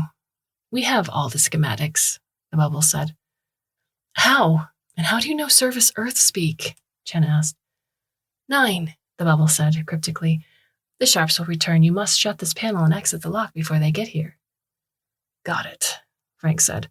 As the last few bubbles milled around their escape hole, he'd swear the bigger ones were subdividing into smaller to fit until all were gone.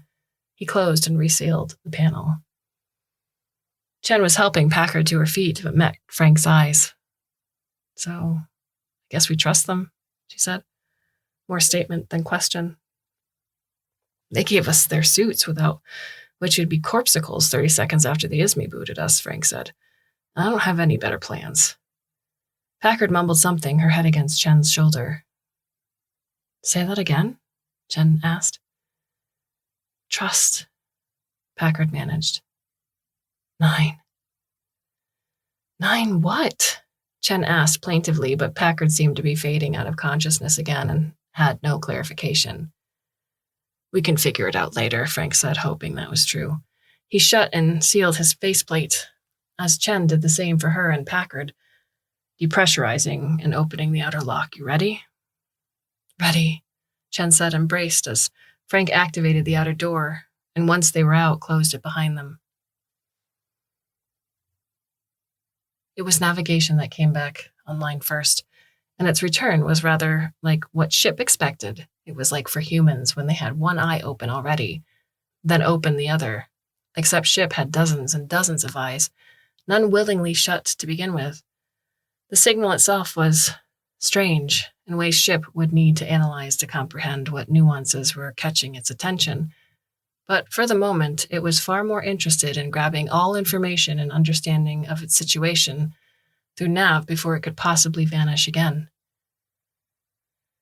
They were several hours, normal speed, travel to the jump gate, but though they were not stationary, they were now drifting at a low enough speed to make it not immediately achievable. From that, it could deduce that the ISMI were still a threat, but without its external sensors. Like distant stars blossoming into life, external sensors also began to come back on. I am being repaired, Ship thought with some wonder. Was 4340-P rallying the remaining bots all on its own? If so, Ship had greatly underestimated it. The newly returned signals had an odd echo, as if on the line somewhere the signal became many, then one again. Ship did not know what that meant, but practical prudence prevailed. It took in and assimilated the new data as quickly as it could. The ship that had been behind them was now beside them, moving at the same speed, and the ISMI cruiser that had blighted its own hull for days was now affixed to it. 3 of the ship's crew were topside and seemed safe, though it did not yet have communications restored to ask.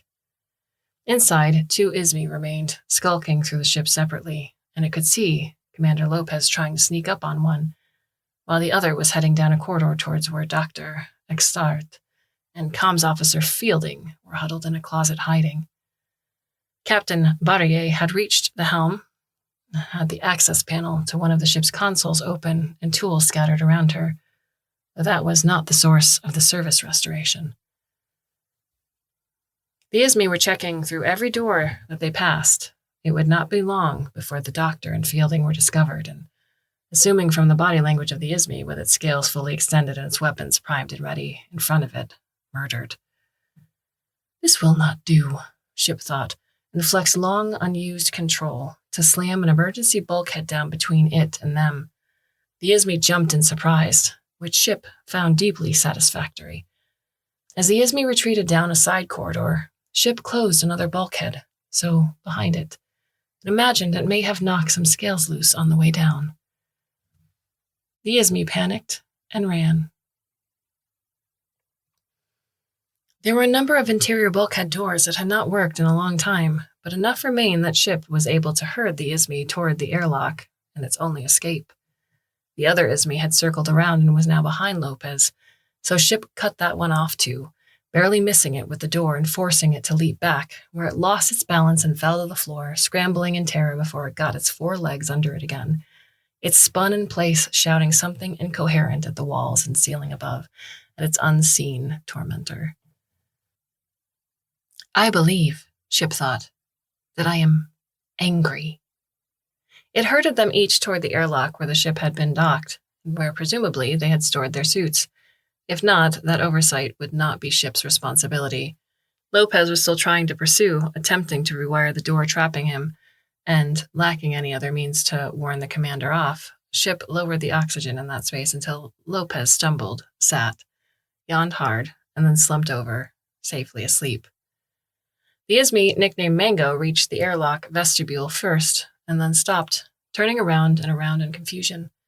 Ship wanted a voice to yell at it, wanted physical arms to push it away, but had neither. The intensity and novelty of emotion felt almost external, strangely amplified. As if to answer to that need, suddenly Ship's connection to comms started lighting up again, a few links at a time, but the vestibule first. Get out, Ship broadcast into the space, from every speaker, in Earthspeak and ISMI as loud as it could. The Izmi grabbed its suit from the storage racks and ran into the airlock, shutting itself in before putting the suit on. It seemed almost relieved as it cycled itself out. Ship turned its full attention and newfound ire to the last invader remaining. For the third time in less than an hour, one of the Izmi exited the airlock of the cruiser, bringing additional scanners with it, and it was certainly too angry and agitated to notice one small bot in the airlock with it, ready for an exit of its own. As the Izmi hauled its awkward load of equipment toward their cruiser's engine housing, Bot 9 pointed itself in the direction of its own ship and set its tiny jets on full. It was running low on charge, but if it could get up enough speed, it should be able to close the distance before risking a full shutdown. Behind it, the Izmi would be busy for quite some time trying to figure out what had happened to their engines and navigation control. It hoped it had ensured enough time for ship to get safely underway again before the Izmi undid its mischief. It had never intentionally broken anything before, not even technically the Noiska ship, which broke itself by carrying the positron device into the jump gate, causing it to detonate. And perhaps this didn't count either. The Izmi could fix their engine controls and get home safely after all. As long as they didn't attempt to fire their weapons, no permanent damage had been done. 9 wanted to speak with ship, be assured that its actions were within the parameters of serving, and that it was still itself needed. At the same time, it was not sure how it would ever fit in again. It could now make out 3 crew on the hull, one being helped along by another as if hurt, and 9 wondered why they were there. The answer was not long in coming, as an Izmi in its bright foil suit came up over the curve of the hull and found itself facing them. One crew member ran down the hull with the wide, deliberate stomps that magnetic boots required, grabbed the Izmi, and threw it off the ship into space. The Izmi flailed for a while, then went limp as it slowly spun in the direction it had been thrown. At last, it managed to right itself and fire its suit jets, and headed off toward the Izmi cruiser. It would pass enough distance from 9 that it hoped it would not need to use more of its own energy to evade. Its internal charge was down to 19%. It had cut its own jets and was trusting momentum, undiminished in the frictionless environment of space, to carry it the rest of the way home. The Izmi went by without incident, without noticing 9 at all. Angry Banana was fighting back. Ship had it cornered in a corridor, trying to force it to go through the one door it had left open, when its visual sensors went offline again. Moments later, it felt the shockwave of a small explosion and got reports of multiple fire and smoke alarms.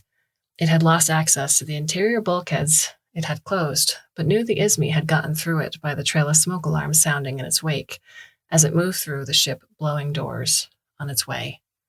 However its systems were being repaired, ship did not comprehend how it could be its bots, as even its most optimistic calculations of how many could have survived the Izmi purge could not account for the level of simultaneous work, but nor could it imagine any other workforce with the highly specific amount of knowledge required. The explosions were more disruptive than it could keep up with, and it lost track of where the Izmi had gone when it reached areas of the ship that had not been brought back under its control yet. When it found the alien again, it had found itself a new hostage, a groggy and confused Commander Lopez. "Let him go," Ship blasted in the corridor the Izmi was dragging the commander through. The Izmi shot out one of the speakers, then pulled its rod gun against Lopez's head. "Interfere with me, this one dies," it shouted. It pulled Lopez with it, down the corridor to the airlock vestibule, and threw him on the floor. "My people will return," it said. "You, none, will interfere, or this one dies." "Do whatever is necessary, Ship," Lopez called out from the floor. "I don't care if he kills me." "You, shut up, you," Angry Banana shouted, waving the gun in Lopez's face. "Oh, fuck you," Lopez said, and suddenly moved, grabbing the Izmi's 3 standing legs and toppling the Izmi over. They both scrambled for the dropped gun, but Lopez was still slow, and the Izmi got it first. It turned around, its back to the airlock door, and steadied its aim to fire. From behind Lopez, one of the exosuits hanging on the wall pulled free, and raced across the intervening space in large, grossly uncoordinated steps. The Ismay screamed and fired at the same time, but its aim was off, and the bolt of energy missed the oncoming suit, came close enough to singe Lopez's short hair and graze the tip of his ear. And then the suit hit the Ismay like a giant sack of furious potatoes, knocking the Ismay and itself fully into the airlock. The suit wobbled upright first, saluted Lopez, and flushed itself and the unsuited Ismay leader out into space.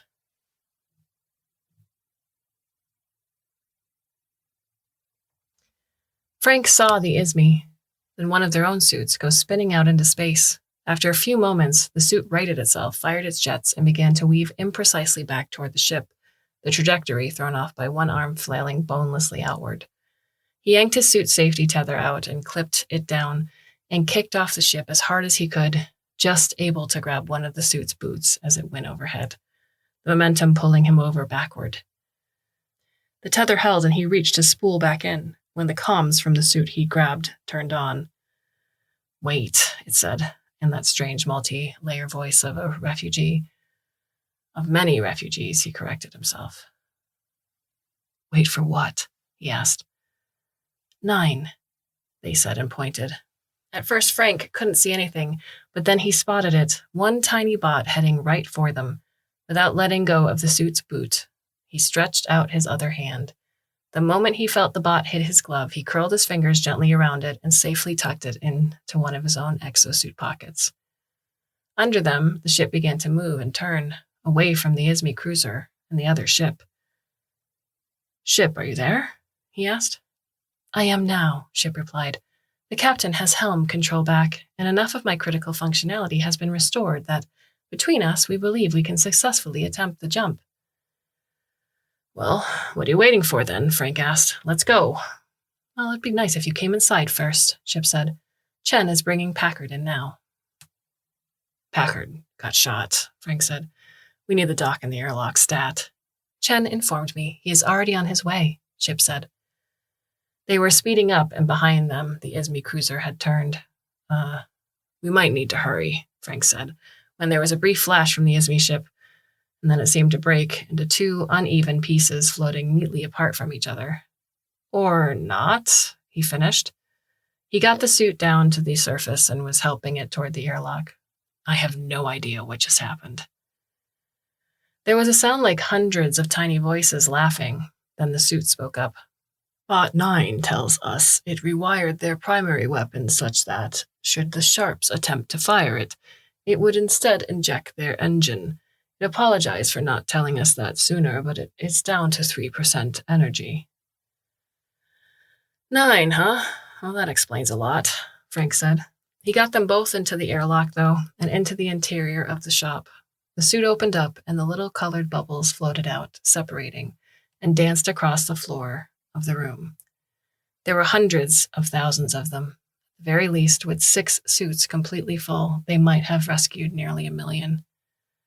Or maybe it only explains a little, Frank added, because there is a lot I am still very, very confused about. "As am I," Ship said. "Please prepare for immediate jump." He grabbed a wall handle with both hands as the ship shook and shuddered. Packard was right. "Gotta replace those stabilizers," he thought. "And she better live to help me." And there was the weird inside-out feeling of passing through the jump gate and into hyperspace at last. When it faded, he could see, through the tiny porthole next to the airlock, a band of gray, beyond it, the familiar pale yellow browns of Saturn.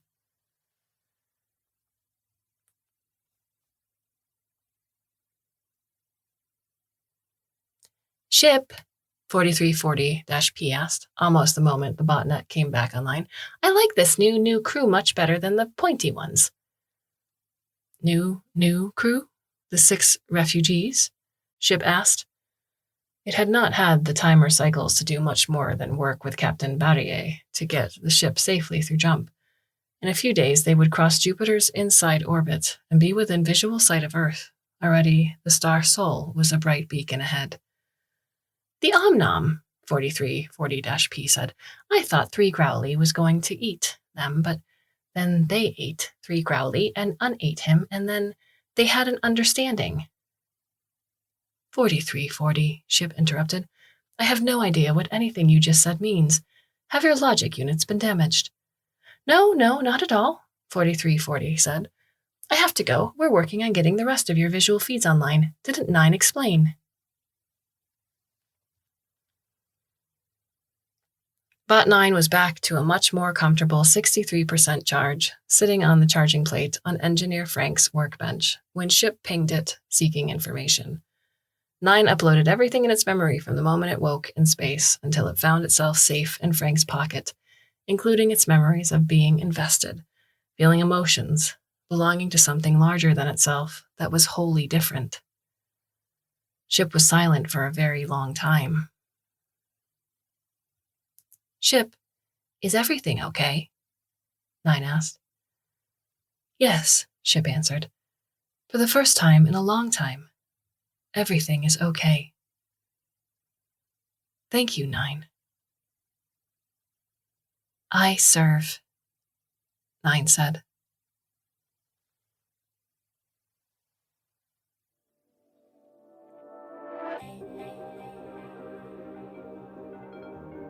What are your thoughts on the story? You can leave us a comment or a question if you go to the About Us page over at Clarkesworldmagazine.com, and that is Clark with an E. I do hope you enjoyed the story as much as I did. We have a bunch more stories left for you for the month of May. I do hope you can come back and listen, should you so choose. And until then, my dear listener, I bid you a very fond and hopefully very temporary farewell.